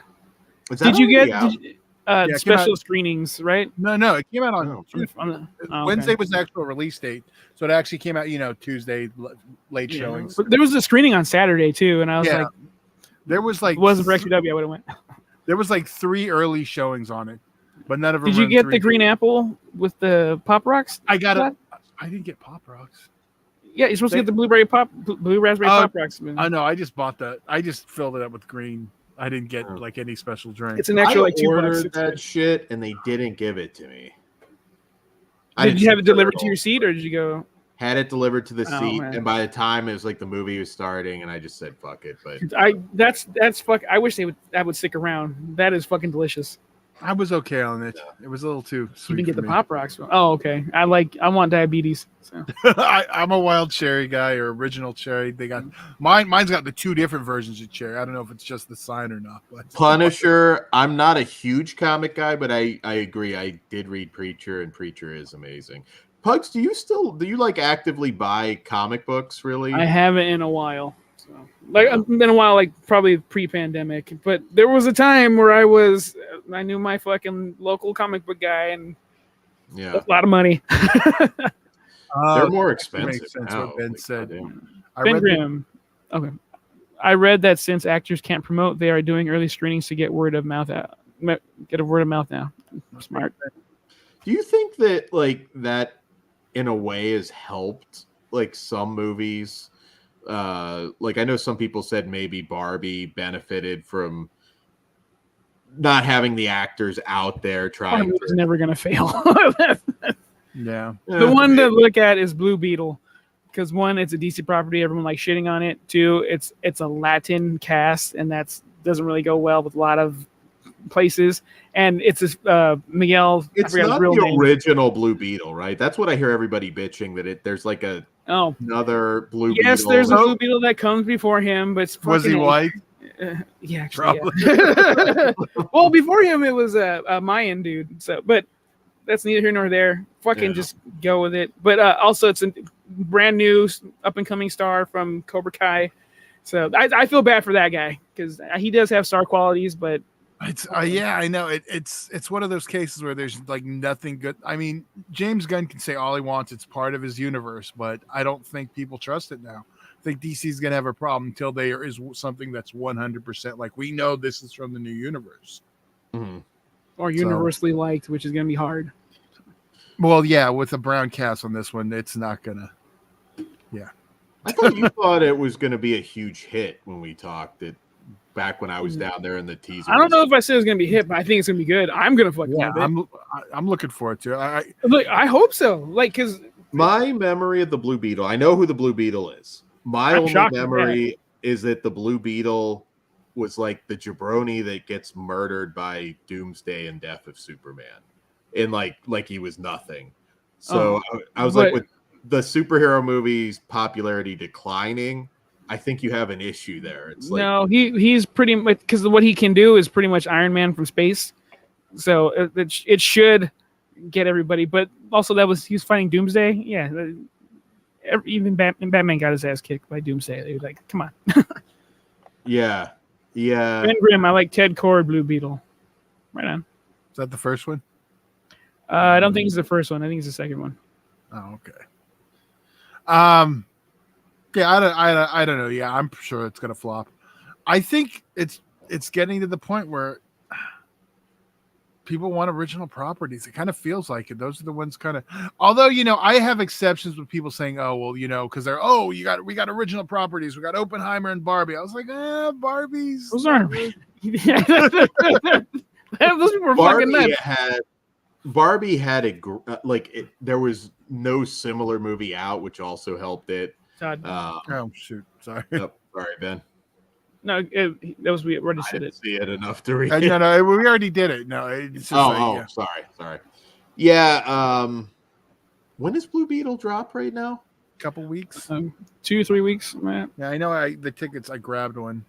I'm not worried about Blue Beetle Booster Gold. I'm ready for that. That'd be funny as fuck. We need a Booster Gold in cinematic universe. Damn it. I'm really curious with the strike right now what gets canceled, because I know there's a lot of lesser known superhero movies that were in the pipeline, but I'm curious now what they go ahead with. And real quick, I did see someone shitting on Barbie opening the door for like other older toys and to make movies off of that. If we get the horror version of Hungry Hungry Hippos, I'm fucking down. It's about fucking time. I'd be in for that. Right? Old school dolls games, like it's not always a sure thing. I mean, you had Polly Pocket's going to be a movie, right? I think Todd, you said that. Yeah. Now I'm just curious. Mighty Max. I'm curious if we're going to do the same tone, because this is like I said, I've compared it to like those 2000s movies where we're taking a known property and kind of having fun with it, like a Starsky and Hutch, like a Dukes of Hazzard, like all that stuff that was happening back then. It feels like it's something that would have fit in with that era of film.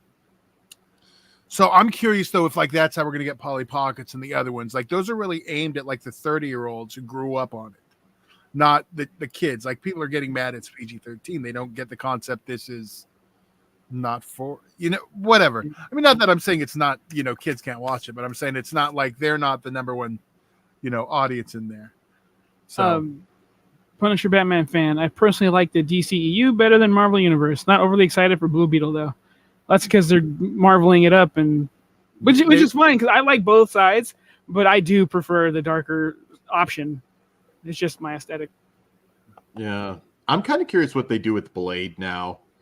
Like, why not just give it to Wesley Snipes? Let Wesley Snipes. Mahershala Ali is here. Like, I'm fucking ready.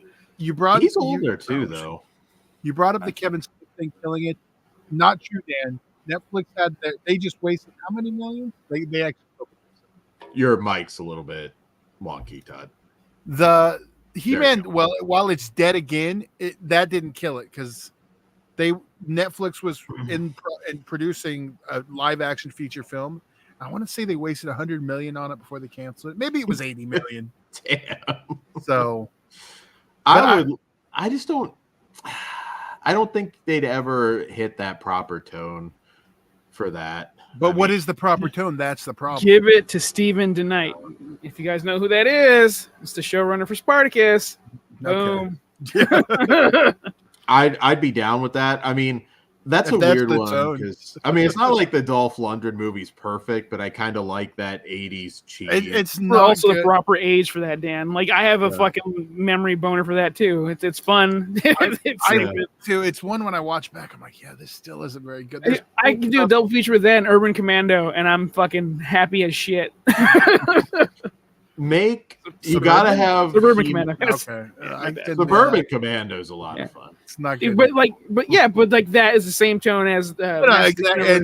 And when they came, I remember very distinctly seeing Master of the Universe in the theater as a kid because I was a He-Man guy, and then I was like, what the fuck was that? I mean, it wasn't Super Mario Brothers bad. They didn't have the technology not to bring it to Earth, Todd. No, I get that, but my problem was like the little changes that didn't make sense. Well, how come that wasn't Orko? Why was this new random character we made up? I mean, there was like these, like, why wasn't that just, give us some of the characters, not just like make them random. Yeah, that little fake Orko's always pissed me off. I get that, and they were shackled. And this isn't a case of like now someone getting mad at the new Super Mario Brothers movie. That at least give you the tone and the feel of the game.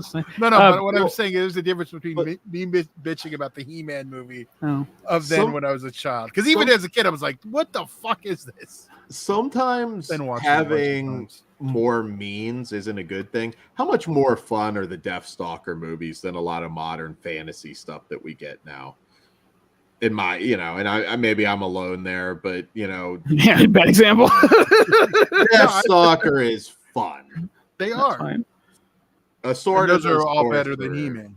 Van Grimm, I read they just announced a new person as Punisher. Yeah, he's an ex. What Shield? He's an ex-Shield guy. I don't think it's gonna stick though. Subjective Perspective Collective. Nice name. We need more directors taking big swings with originals. Ideas instead of rinse and repeat, reboot, rehash bullshit. Well, if it was up to them completely, I think we would. I was going to say you need to asterisk that and put studios because that's the problem. What is your guys' favorite Punisher film? They still haven't had a real accurate Punisher film, in my opinion. I think the show is the best Punisher on screen. But if we're gonna go film, the one with Thomas Jane. Well, since I've only seen one, I'm going to pick it, and that's the Dolph Lundgren. Am I the only one that really liked Ray Stevenson? Rest in peace, by the way. No, Kruger loves Warzone. Yeah. I'm the one that hates it. I didn't like it. It was too cartoony for me. Like, yeah, it was violent stuff, but I'm like, I also want my serious part, and it didn't really deliver that. But John Bernthal has fucking killed it for me. I do want to catch up on that now. Dude, it's so fucking good. Both seasons. But you got to watch Daredevil season 2 first because that's when he first pops up. That shit's awesome. Yeah. That's the best thing Netflix has ever done. Right. Well, on that note, since we're totally off topic and we are about to hit 2 hours. Okay. Yeah, but I might go Ray Stevenson there. But I'm looking forward to his fucking role as whatever he's going to be in Ahsoka in fucking 2 weeks. It sucks that he fucking died. It's Star Wars, Dan. No, you don't give a shit, but is that the slave girl Jabba thing? Huh? Isn't that like one of the slave girls? She's not a slave girl, but I'm pretty sure you've seen some fan art that made her one. Okay, but the same alien, right? That's like no. Oh yeah, she's Twi'lek. Yeah. Okay, there you go. So partially right. Dan's like, I know I've masturbated to her somewhere. Finally figured it out. It's like, man, the ghosts of fappenings past. I don't have a better way to. I hope it was one of the later ones, because when she was introduced, she was 14, and dirty old men were perving on her then too. Do your research, folks. How many more spin-offs are we gonna get? All of them. Give me. I don't want any more. They're not for you. They're for assholes like me. Roll with them for a while. Like, I mean, but they're Dan. They're on a roll with the shows, other than one maybe that was But which one was There was no Oh, you didn't like Andor? Yeah, I didn't dislike it. That was probably the weakest one, though. Oh, I fucking loved it. They have two of the best soliloquies in all of fucking Star Wars, but we are way off track. That's what I'm saying. Let's get the hell out of here. Ben is right. She was nude in Alexander, so that's probably, Rosario Dawson. Cool. Also, Descent as well. Descent and Trance has like the best Rosario Dawson nudity. But does she talk about going ass to mouth in those? I don't think she does. She shows it all, though. Movies. Trance. All right. If you want Dan, to. how many more times are you going to say fucking rap? Okay, Ted. We were talking boobs. All right, guys. Patreon.com/Fleshwound Features. It all starts at just $1. We have a lot of exclusive content. We will be all together later this month in California doing all sorts of cool stuff. We got a premiere it's this month. Shit. that I'm very excited about. Yeah, it's coming up fast. You're not going to be excited when I tell you what you're going to have to do. For what? You're going to have to dress like a grown-up person. It's a premiere, Dan. Oh, do I have to get a suit for that thing? No, but you can't wear your fucking workout shorts and a Prowler t-shirt. But I'll help you with that. You needed to have going out clothes anyway. So, all right, we'll do like shopping. Dan, I'm gonna imagine dressing Dan in like a button-up shirt or anything like that. It's gonna be like trying to force clothes on a monkey. I'm just gonna wear a fucking suit the whole time. I'm gonna look like James Bond. I have no problem with fucking triple dog dare you. Please. Everything. But just the top. I'm gonna wear my shorts on the bottom. No. Well, you can't go to that event then. You need pants for grown up. I will wear pants. I think Jim Wynorski is going to be there. Jim Wynorski was announced. Dan, and you're also going to need to stay plenty distance from a lot of these celebrities. I'm not going to. I bet Wynorski is not going to wear pants. You're not Wynorski, sir. Wrap it up, Dan. All right, fine. Yeah, come on. All right, that's all we got for you guys. Good night, and fuck you, Ted. Good evening, and fuck off, Dan. All lives matter. I'll see you in Disneyland.